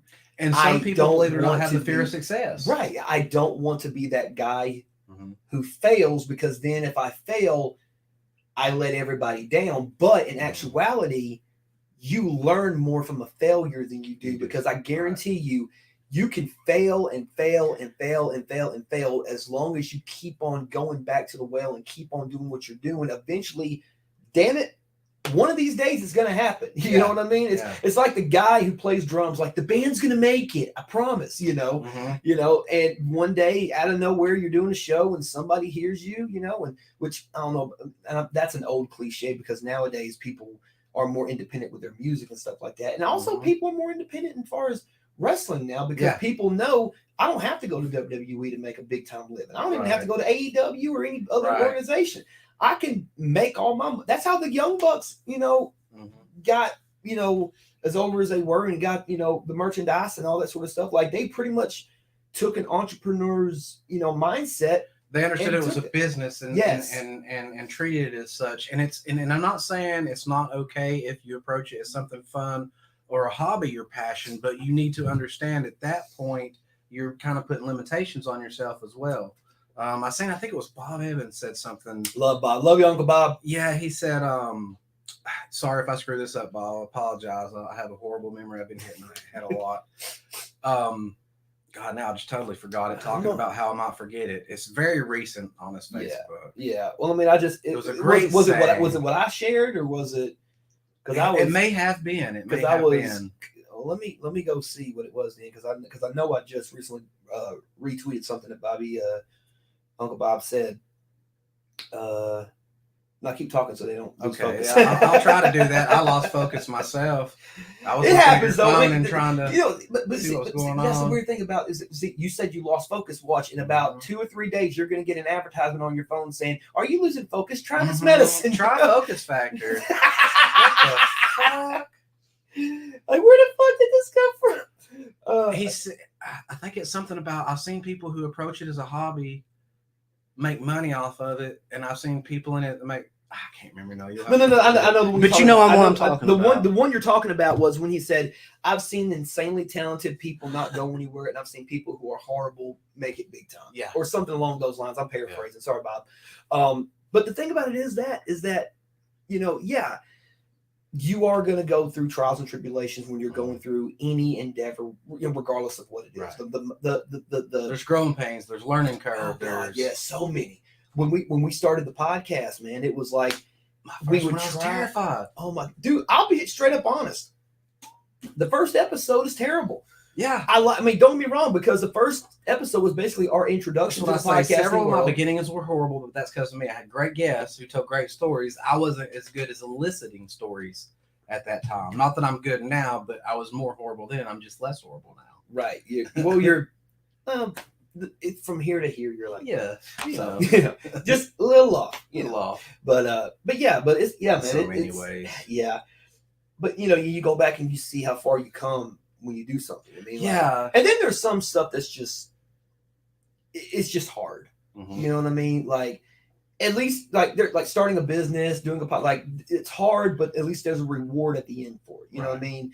You live a comfortable life and, things of that nature. And you got to decide in the very beginning, too, what your definition of success is, so you know when you hit it, because people's definition of that is different, too. For some people, it's money. For some people, it's likes. For some people, it could be different for anybody. None of those things are wrong, but you need to have an idea of what success is so you can shape your path to aim towards that instead of kind of aimlessly throwing it to the wall to see what kind of sticks. Yeah, well, and that's a lot of times that's what happens, man. They take like 50, take like 50 different ideas, throw them against the wall, and whichever one sticks, they will go with. But the thing about that, and that's not a bad way of doing it. If it works for you, great. But I'm just offering a different. Yeah, right. Well, the thing about that is that we live in a day and age where everybody wants instant gratification, instant satisfaction. Microwaves. And they're not willing. Fast food. They're not willing to put in the effort, and they're not willing to put work goes with it. Right. People ask you all the time, what's the best way to lose weight? And they want you to tell them this goalie pill or this gummy bear or greens or a fast. Or that stupid bullshit TikTok thing where it's like you mix honey, lemonade, and green tea with a little bit of salt, and then you drink it and the fat burns away overnight. No, the fuck it doesn't. Scientifically, there's nothing been proven more than calories in, calories out. You can lose weight eating a Snicker bars a day if you don't get the calories in. There's a difference between losing weight and being healthy, and sometimes those are different. Sometimes healthy food can be highly caloric, and if you eat too many calories, more than you burn, then you're going to gain weight, whether it's healthy or not. Right. Yeah. And like cherries, for example. Cherries are great, are great fruit. But do you know how much No, they're sugar cherries. is in They're cherry? not grapefruits. I said they're great fruit. Oh, okay. Stupid. Clean the shit out your ears. But no, I'm saying it's a great fruit. But at the same time, if you eat too much of it, because it contains so much sugar, like a diabetic wouldn't want to eat a shit ton of cherries. Plus there's high index stuff and low index stuff, which basically means how fast the sugar burns in your system. For example, peanut butter is a slow burn. Yeah, it's got everything turns to glucose. Peanut butter is what you eat, like sugars and I gotta go work out. Like I want to get maybe maybe an hour of cardio in. Okay, I'll eat a peanut butter sandwich. Okay, that'll hold me up because it's bread, it's peanut butter, it's a slow burn mixed in with thing. It's carbs. I'll be fine. You do your hour cardio and it's like, okay, I didn't pass out. I'm okay. You know what I mean? So, but yeah, I mean, it's about how much you're willing to do, how much you're willing to work off of. Put in the work. Yeah, exactly. But you gotta eat right and work out. That's how you lose weight. But a lot of how do I start this? Well, you do stuff. You put in the work to do it. Yeah, and again, man, I think a lot of people are scared of the process simply from the standpoint of like what you thought. They talked about the fear of failure, but at the same time, it's like, do I have the time? If you really truly are passionate about something, you'll make the time. Yeah, You see you what I'm find saying? excuses or solutions. That's Yeah, the only exactly. two paths you have in life, right? You don't. John Taffer said it on Bar Rescue. Don't embrace excuses. Embrace the solutions. Yeah. And I've listened to guys like I think John Taffer does like seminars and stuff like that. I've also listened to Gary Vaynerchuk, and a lot of Gary V stuff is just amazing, Right. and you do listen, and sometimes you'll be I'll scroll through Facebook. I'm like, hey, Bob Evans said something pretty cool, or hey, Gary Lamb said this, or hey, this person over here said that, or something like that. Like you always, it's one of the things where it's like, and people think, and this is the way the world is kind of now, is that people think like, okay, I'm giving you this advice. I'll quit being so braggadocious. I'm helping you out. Like I'm trying to say, I'm trying to let you into the mind of my mindset. Like I'm not telling you like this is how to be successful. You can win. And again, people automatically assume we've already talked about success, that there's different paths to success, but you're not going to get anywhere again like if you don't begin and put the work in. That's manifestation, right? People talk a lot about manifestation. But see, there's a Bible verse that correlates with that. And the Bible verse is faith without works. Faith without works is dead. You have to put in the work, no matter what it is. And it reminds a relationship, a job, a hobby. And that reminds me of it's kind of a cautionary tale. Not really cautionary tale. It's kind of a joke, really. It was made as a joke. Talk about before match? No. Okay. But we won't discuss that. Yeah. But no, is the whole thing about this. It was a story of a man who prayed every single day. Lord, please let me win the lottery. Lord, please help me win the lottery. I really I want to get out of debt. Lord, please help me win the lottery.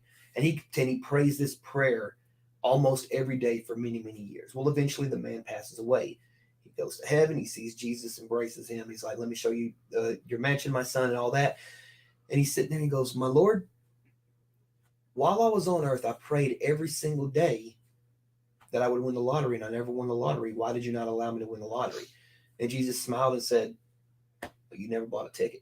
Yeah, you have to play to win. You play to win the game, as Herman Edwards says. You know what I mean? Now with that story, I'm not suggesting that we all pray, hey, Lord Jesus, please help us win the lottery. Then we all go out and buy lottery tickets and we're millionaires. That's not what I'm saying. That's not how that works. What I'm saying is that if you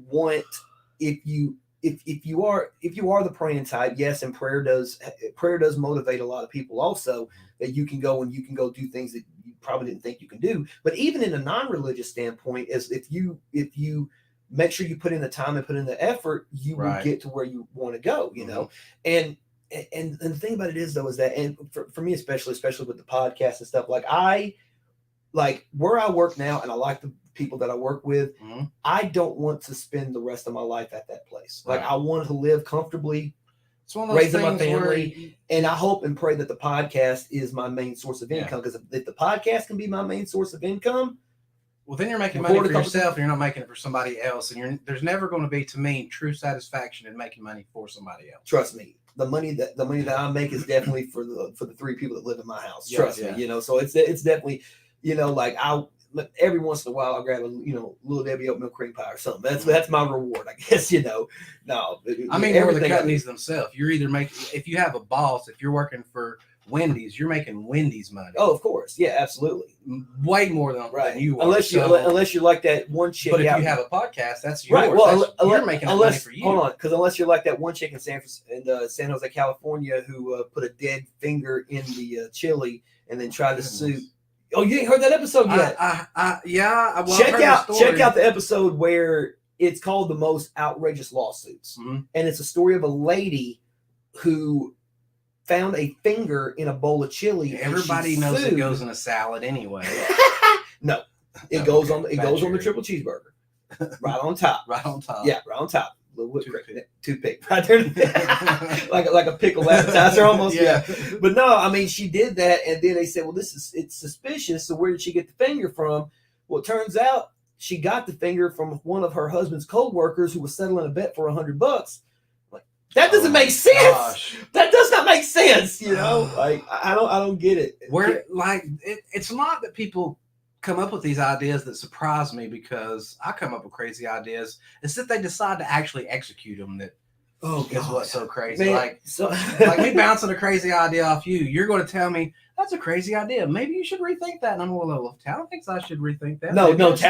Talon would be like, hey, that's a fucked up idea. Go for it. Go See for what it. happens. See what happens. Because that's the thing that and again, if we didn't just go for it, we wouldn't have the podcast and be 250 plus episodes in. You know, Right. like if I thought about it, like I just when I wanted to be a wrestler, just go for it. You know, when I wanted to propose to my wife, fuck it, just go for it. You know, see what happens. You know what I mean? So and it happens. If you continually go for it in life, even if you miss out several times, the once, the twice, the 3 times, the 4 times, however many times you do go for it and win, then you got those wins and you focus on those wins. You can't focus on the losses because, like you said, if you're really into it, it's a learning experience anyway. It's not a loss. Yeah, it doesn't matter what it is. That's the thing. If you fail, it's a learning experience.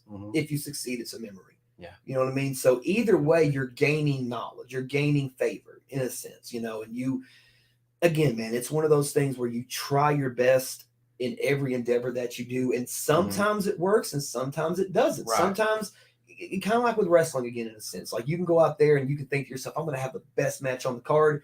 And you go out there and you lay an egg, you know what I mean? Or if you're a stand-up comic, like I got these brand new jokes they're going to hit, you go up there and nothing, you hear crickets, you know, or like, for example, like even a podcast in a sense, like, okay, we have this cool list we're going to talk about, we talk about it, we break it down, and again, it don't hit like you thought it would. Right, exactly. But you know, like for example, like our most, like we talked about the Limp Bizkit episode being our best episode. Our second highest episode, if I'm not mistaken, is the Cash Money versus No Limits records clash, you know. And then I think the third one was a haunting of New Hampshire or Illinois or some random ass state. Yeah. And I'm like, see, how? to me, if I was on that podcast, the ones I would think of the haunting ones, but that may just be because I'm a little biased and I'm more interested in those. Because as a fan, those are the ones I tend to right. But see, I like the hauntings of episodes because it's me and Chip coming from 2 different perspectives. Me as a believer in ghosts and him not so much because he's never had that experience with the paranormal before.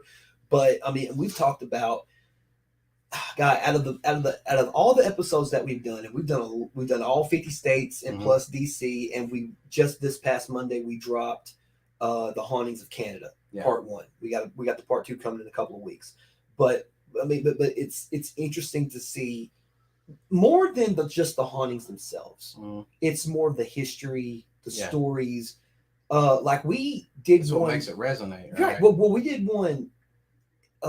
We did West Virginia, and we were talking about 24 Mile Road, and talked about Mamie Thurman and the circumstances surrounding her murder, and how they believe that her ghost is still there looking for justice and looking for her final resting place. Right. But the story around it was more like a whodunit. Like, did her husband kill her? Did the guy she was cheating on her husband with kill her? Did the wife of the man that she was cheating on her husband with kill her? Was it really the guy, the handyman? Was there another party? Right. Because as much as her husband believed that she was this saintly woman and stuff like that, you know, she was a hoochie mama, you know, to a lot of the other, you know, people in the town, especially when she would frequent the nightclubs in the evening. Right. And a lot of people in the town were very high-ranking officials in the town. I would say very mafioso kind of like a thing. You know, like I don't want to go as far as secret society, but I mean it was definitely mafioso. Right. But that one was intriguing. I think what the commonality between the shows, or the commonality between each episode, is that when we tell these stories, we find the ones that are the most unique, and we try to like, okay, what can like we talk about this, but we could talk about it from a different experience. But there's some, like I've said it before and I'll say it again, like I don't like talking about stories about the ghost kids. Yeah, you know, the dead. Like that's like if you go in at midnight while the moon is full and there's a black cat on the roof, you can hear a baby crying in a ward that, you know, isn't there anymore, or something like, you know, like something crazy like that. And we've had some ones where like we've had like the shit scared out of us sometimes, you know, like I can't, there was a couple of episodes where I want to say it was Rhode Island, where we talked about a hotel, and people have gone missing from the hotel, and people have, they never been find them. They can't find them anywhere, and they're like, okay, they were in this room. Okay, well, where did they go afterwards? And and the premise behind it was that the person who owns the hotel is a member of the Church of Satan, and they believe the conspiracy theory surrounding it is that it's human sacrifice. I don't know that to be a fact or anything like that is, but that's the story. That's the story and the theory, But again, I mean, like we talked about, even in the state of Georgia, where you talk about just over here at the battlefield in Chickamauga. Everyone talk. What's the story? Old Green Eyes. Old Green Eyes. Yeah, everybody. Couple different theories on that as well. Right. Well, but I mean, we just, like I said, we just did the recent Canada episode, and we talked about this one. Dunvegan Bridge, where there's a woman in a white cloak who walks on the bridge at night in the snow, barefooted. How she's barefooted for feet in the snow, but that's not for me to say. But just telling the story. Yeah. So people would go and try to find her and things of that nature and stuff, and that sounded more like an urban legend, because sometimes with some of these stories, they do sound very urban legend-y. Well, plus a lot of them, I'm sure, were passed down many generations. It gives it that kind of urban legend-y kind of well, I mean, to it as well. Most of them, because there's some from like the 1900s. There's some, but and again, I'm going to go back to West Virginia, because that was a very damn good episode. Go back and check out the West Virginia episode of the podcast. West Virginia is considered one of the most haunted states in America, because the stories are so enriched with, and there's other places like cities, history stuff, like and like Savannah, Georgia has a big, New Orleans especially with all the, the voodoo going down in New Orleans and different things like that, Santeria and all the other different religions and rituals that they have down in that city. You can actually go. The crazy thing about New Orleans. And if I ever do make the pilgrimage down to New Orleans, I'm going to try this. If you go to the tomb of Marie Laveau, if you place a gift and go around the monument 3 times, the gift disappears. No one knows what the gift is. Yeah, it would be weird. Yeah, because it's like you're presenting her a gift and you're doing like a ceremony thing. Look up Marie Laveau if you don't know who that is. I mean, she was. And look up these episodes, man. Write them down. You've covered all 50 states and still going, and now all we're going 50 international. States, now we're going international. We're going to Canada. Now we do use a website called Haunted Rooms America. Shout out hauntedroomsamerica.com or haunted-rooms.com. I'm sorry.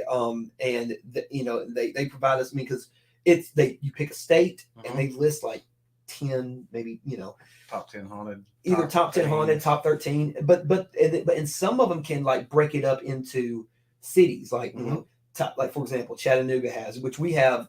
Like this book, I've seen this book when I sat down. It's a great book. And Haunted Chattanooga. He's very gracious. He's gonna let me borrow this so I can read it. And I was just thumbing through it, and the first thing I come to, the story of the Chickamauga battlefield and Green Eyes, and then the angry ghost at the Reed House, which, having worked in downtown Chattanooga, having to go to the Reed House to deliver papers, documents, walking through there, and you do get a weird sense in there, but it's not anything like paranormal weird. It's like it's just an uneasy feeling, vibe. And I don't even know if it like vibe energy. The energy was very very off, And then you look up the stairs, and the stairs, like, this is a modern kind of style hotel, but the stairs look like they're still in the 1960s or 50s. It's weird, but it's weird because if you walk, like, I just, because I knew the Reed House, there was something else going on with it. So you would walk over toward the Reed House, and you would feel this resistance almost. You know what I mean? Like, I don't know how to describe it. But again, like, I mean, it was nothing like, a lot of those experiences, especially the paranormal ones, are hard to explain. It's like trying to explain what chocolate tastes like or sex feels like, unless you've experienced it. It's really hard to kind of eloquently put exactly how it makes you feel in that moment. Yeah, exactly. And I think a lot of it, and we talk about it we talked about it on many different, and again, like, we do focus a lot on like haunted stuff, creepy stuff, urban legends, and that's not everything that we talk about, but for you have a great variety of other subjects as well. Right, because we wanted our podcast. I'm picking his brain on this one because I'm interested in. Okay, go ahead. I didn't know if you were going to ask a question. No. Okay. Now, but the thing about it is, we've learned a long time ago that because everyone's like, you got to have a niche audience. Mm-hmm. You know, the thing about having a niche audience is that unless that niche audience grows specifically for that particular kind of niche, then you have a ceiling on how far you can go. You know what I mean? I'm so interested in so many different things. Like, I don't want to put myself in a box to where I can only talk about one subject. Because as much as I love one subject, there's still other ones I really love too. Right. But you see, you look at, like, for example, like the latest episode that we dropped was The Hauntings of Canada, Part 1, right? Before that, we had Are You Ready for Some Football? Before that, we had a two-parter that we broke up in a couple of weeks. We have the most controversial documentaries. You know what I mean? Like, we had, because we do controversial stuff, we do conspiracy theory type stuff. I mean, I love the conspiracy series. Like, anything that's a little bit, like, we did music conspiracy theories, we did sports conspiracy theories, we've done. You done the Sandy Hook? The thing about the Sandy Hook thing, we actually talked about Sandy Hook, but we didn't talk about it on any of the conspiracy theory episodes. That one was actually, we actually did one. It was the name of the episode is called Forbidden. It's the top 10 videos that you will never see. Yeah, and we talked about the Arver Maves Rottenberg cannibal video where he videotaped himself eating the penis of Berg Brendis and consuming him. Isn't that the guy that put it online, basically, he didn't, dark web, but he wanted? No, he didn't put it online, but he found Berg Brendis through a dark web website known as the Cannibal Cafe. That's how he found him. We talked about Christine Chubbuck's suicide video. We talked about the Timothy Treadwell tape. The very last thing we talked about on that particular episode was the Sandy Hook Elementary shooting, where a lot of the video was confiscated. And that's where a lot of people believe the conspiracy theory of it was a false flag operation. But the final four things that we talked about on that particular episode, Forbidden the videos, because the first one we talked about was the Brussels diamond heist, where over like $100 million worth of diamonds completely disappear and no one knows where it go, where it came, where they went or anything like that. We've talked about, like we said, we talked about the fucking Paul Bernardo situation between him and Carla Homolka. That situation. We talked about the Sesame Street episode that was banned that had Margaret Hamilton from the Wicked Witch of the West. Yeah. There was another episode. There was another one. The final four that we talked about were the Boston Marathon bombing and the videotape of who actually dropped the bomb. Right. The 9/11 conspiracy about the Pentagon and all the videotapes that were confiscated, or were not just in the Pentagon, but in the surrounding areas. That was nothing right. Number two, the number two one actually was more of a sad one. It was Steve Irwin's death tape. You know what I mean? And that's the one, like, even me, as big a fan of Steve Irwin as I am, that's not something I want to see. No, right. You know what I mean? That's not, it's like you want to keep the memory of Steve Irwin, of how, and God bless his kids for continuing his work and continuing his legacy. Yes. Exactly. But that's one of those things. And again, like we've talked about as far as conspiracy theories go, like we talked about MK Ultra, we've talked about like CIA, all that crazy stuff, like, I mean, we've had a whole lot of crazy episodes and stuff. And, we did controversial video games. That one was, that one had some doozies on it. And even previous episodes before Roger joined us onto the show, we had a lot of, like we did a catch up because we kind of foresee the whole, I don't know if we foresaw it or not, maybe foresee is the wrong word, but because the pandemic happened February, March of 2020. So we were like, because we were recording, because we worked together, we went down, on the breaks at the same time. We would literally record every single day. Yeah. We had like 16, 17 episodes, and we only dropped them on Mondays. We dropped a sports show on Tuesday. But the sports show at that point, I think, was still every other week, until like we started getting a little bit closer. And then we were gone for, like, we didn't do any recording for almost 6, 7, 8 months. It was something like that. I can't remember the exact date that we started back again. But that was pretty much just a catch all. No, it had to have been because Piper was born in March of 2020. So yeah, so it wasn't that long. It was like maybe 2 months. Right. But then we, started recording. I recorded mobily. And then we had like forgotten 90s snacks. You know what I mean? Snacks that we remember from the 90s, like 3D Doritos and all these different ones and stuff. And then we jumped over and did all these different episodes from. It's talking about shit that was like the hilarious lawsuit episode, like the 20 most hilarious lawsuits ever filed. Right. Like the guy who sued the fire department he worked for because he had a fear of fires. That's great. That's not even a joke. Like that is legitimate. He sued them under the Americans with Disabilities Act, claiming that he had a fear of fire that was keeping him from doing his job. Nice. Dude, I laughed. That video that podcast, we laughed so hard at that, dude. It wasn't even fun. Now the more recent one, the more stupider one that surpassed that one was the guy who sued himself.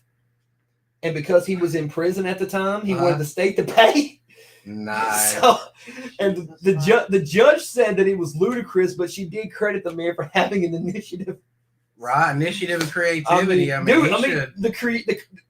The balls to do that. You know what I'm saying? Right. The unmitigated gall. Like, the ones that were won in the past, we all know that the reason it says caution hot on a McDonald's coffee cup nowadays. We talked about that too, actually. Is because of that. Yeah. And it's crazy that hearing back, like if you didn't go through it and you tell somebody today that wasn't aware of, they go, no, you can't. Somebody couldn't sue somebody when it's like, yes, they can, and they will. Oh, there was another one. This one guy, and I was listening to it today. That's how I can remember this offhand. There was this one girl. There was this one guy. His name was Brandon Vesmar. He sued a girl that he met on Bumble because she went out on a date and she stayed on her phone the whole time on the date. So he sued her to get the money that he paid for. Like, he sued her because she was a bad date. It was a date from hell. She just gave him $20 and said, "Leave me alone." Oh, gosh. But my question is, and I asked it on the show, my question is, okay, when she gave you the 20, did you go get her change and bring back the change? How that happened? You owed her house. You know what I'm saying? Like, I don't know if $2.69 helps anything in the real world. Hell, you might get a McGangbang over at McDonald's or something. Well, I always thought that was bullshit, by the way. I always thought that was a bullshit. You can order a gangbang at McDonald's? A McGangbang. A McGangbang. Yeah. It is McDonald's. No, it's a McDouble and a chicken sandwich together. I've recently heard of some of these. I honest to God thought that it was bullshit. Things, yeah. I thought it was bullshit. And then, I honestly thought it was bullshit. And then went to McDonald's, hit the drive-thru, and I'm like, this might be a dumb question. Do y'all have a McGangbang? He goes, how many you want? One, I guess. Okay. Is that it? Yeah, that's it, I guess. And you're like I was so taken back. I would be like, I hope to God it's what they said it was, and it's a sandwich. I hope there's no mayo on the sandwich. Yeah, it's not no mayo on the sandwich. It's not going to be good. No. Well, man, before we wrap stuff up, what does Movement Radio have coming out? I know you have a little bit of wrestling coming out, not so much stand up anytime soon. So we've been speaking about past episodes. What are some of the future episodes coming up? Is there anything in particular you're excited about? Future episodes? Oh man, we got a lot coming up. We are starting to. We have a brand new series that's coming out soon. I don't want to drop the name of it just yet. But I will say I'll give you a little bit of a preview or a spoiler, I guess. If you're a fan of true crime, you're gonna like this. You're gonna like this episode, and we're going state by state with it. So I'm gonna let you know that one. We have a top 10 most influential new metal bands that's going to be coming out soon. Part 2 to the Hauntings of Canada. NEW, like newer, no, as opposed to new metal or new metal, like Limp Bizkit, Korn, bands like that. Because we're fans of new metal at Movement Radio. But we're pro wrestlers. Name one pro wrestler who started in at least the year 2000 that didn't come out to any form of new metal the first 5-10 years. You know what I'm saying? Like who was one of your favorites? Even the Undertaker. keep rolling. But what I'm saying about we have we just recorded our latest episode of Rap Rewind, which is where we dive into hip hop albums and we dissect them and stuff. Yeah. Right now we're on our Eminem kick right now. Like we just did, we just recorded Relapse, and wasn't a good album, but we got through it. We made it. That episode. We also have another series called Battle Topics where we talk all about hip hop culture. We have the Hauntings of, obviously, if you want to go check back and look at that stuff, which we do have the Hauntings of Canada coming out. Part 2 is coming. And we're not going to do the Hauntings of every other week like we have been doing. It's going to be more here and there. Maybe in a couple of months you'll get the Hauntings of England or the Hauntings of other places. But we also have our next rock retrospective is going to be about Blink-182. Okay, that's going to be the next one. The Blink-182. A lot to talk about there. Oh yeah. But we try to we don't want to go too long with it. Like we try to keep the episodes within the hour and a half to 2 hour range. Sometimes we exceed, sometimes we don't. I think we just recently did a battle topic recently where it was I think an hour and 10 minutes. You know what I mean? So sometimes they're elongated, sometimes they're short. Our shortest episode, I think 29 minutes was our shortest episode. And that was the first episode where we were just, getting into it. It's so funny because 10 years ago when I first had, my brother kind of had the first idea for Chronic Conversations. Right. That's how that went is we would start a conversation and 10 minutes in, I was looking at it going, there's no way I can do this for half an hour. And now I've got these 2 and 3 hour episodes. Man, thanks for sitting here with me this evening. I loved having you on the show. Hey man, glad to thank be you here, to my man. beautiful co-host for running the stuff back there for me on the technical side while she's setting up our buffet and our burgers. Right. Thanks for that burger was very, very good, by the way. Thank you very much. Amazing. It was pretty good. Sorry we ate in front of you. I know so. It happens. Some people like that. Couple quick things. Shout out to everybody who's watching this right now. MovementRadio.us. That's your one-stop shop for all things Movement Radio. Follow us on all of our social media: Facebook, Twitter, Instagram, TikTok. You can follow me personally on Instagram. If I don't know you, I'm not going to accept you on Facebook because that's how you get hacked when you don't know somebody. But you can follow Talon Williams on Facebook. That's my wrestling fan page. The Movement Radio fan page. You can also check that out as well.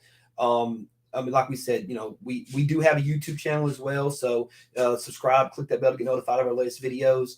We got a lot of cool things coming down the pike. Eventually, it is going to lead to us doing more video content. I have to get a couple of more things. I gotta get a camera first and foremost. I gotta get a couple more equipment. But like when we have ideas about doing that too, we have ideas to sit down and do like a let's play and get everybody like playing video games or reviewing, like having reaction videos and things of that nature. Because my son. Love my son to death, and he's always like, "Daddy, you want to make a video?" And it's like because his mom for Christmas bought him a camera and a green screen, so now he wants to do like the green screen stuff. And I'm like, "Yeah, but I try to tell him, I'm like, I know that you want to like go crazy with it. Slow down, take your time, think about what you want to do, and then we'll see execute. Yeah, which he's got an idea about what he wants to do. He keeps telling me, he's like, I'm going to be like Unspeakable. I'm going to be like Dude Perfect. Or I'm going to be like this person and that person. I said, because in one way, in one hand, you see in that situation, you do one of two things. You either shatter his dreams right when he's 8 years old, or you encourage it and say, well, I'll tell you what, let me see what I can do. I'll make sure to get back with you, because I feel like it's important to encourage kids to not do what they want. I think that's a horrible way to say it. Yeah. I think it's, if they want to try something, like I don't think it's bad for them to try and fail at something, right? Because you're going to try and fail. Like I suck at baseball, or you may be good at it, but decide you don't like it, right? I mean, so there's right. Kids need to try. Yeah, which he loves. Like me again, like he's like me in the sense that like he loves playing video games. He loves stuff like that. I'll probably get home tonight and he'll be like, "Daddy, you want to play Madden?" Like, yeah, well, I'll play a quick game with you, sure, buddy. But you can't. He said he would always say, "Well, you can't be the Dolphins." I'm like, "Okay, well, you can't be the Ravens." Right? My son became a Ravens fan. Here's how it happened. Oh no! We're watching Monday Night Football. It was week 2 was when the Ravens beat the Chiefs. Right? Lamar had that run in the fourth quarter to win the game or whatever. Fourth quarter overtime. It was one or the other. And my son was like, who's that team? I'm like, which team? The purple team. What team is that? I said, oh, that's the Baltimore Ravens. He goes, okay, that's my team. And he walked out, and I was like, yeah, buddy, that's your team. You'll forget we even had this conversation. Like 6 weeks later in week 8, he came in, he was like, hey, Daddy, you want to watch football? And I'm like, I mean, it's Sunday night. I don't know what game's on. I think it was the Ravens versus somebody. Mm-hmm. And he was like, come on, watch it with me. And I'm like, all right. So we go to watch it, and he was like, Lamar Jackson is the greatest quarterback ever. And I'm thinking, no, I've done lost him. I've lost him. Dan Marino. You ever heard of Dan Marino? He never won a title. I know he didn't win a title. Shut up. Undefeated season, though. Right. But no, that wasn't Marino though. That's Bob Greasy. That's Bob Greasy, Larry Zonka, Paul Warfield. That unit. But yeah. Oh, that's another controversial thing. The NFL trios who you got episode. A lot of people got upset about that one. Some of those are some of the best ones. Yeah. Well, and that's the thing. I mean, you would not believe the hate that we got for some of those, man. Some of those, man, you're like, how can you say this is this? How you gonna do that? I'm like, make your own list. Like, I'm not told this is the greatest list of all time. I'm not saying it. I'm not presenting it as truth. It's simply perspective. Right, and it's not, and it's a 2-1 vote or a 3-0 vote. You know what I'm saying? Because there's 3 of us. Right. So it's not like, 2 of us think one thing, and the one over here is like, nope, I'm right. This is what it is. Yeah. You have to go by 2-1 odds, or 2-1 or 3-0. You know, a lot of times the majority of them come down to a 2-1 decision. You know. Yeah. So, but yeah, but that's the fun thing about Movement Radio is that we love what we do. We love having fun. We love having conversations, laughing, joking, cutting up. We're going to do a part 2 to this. Mm-hmm. We haven't done it yet.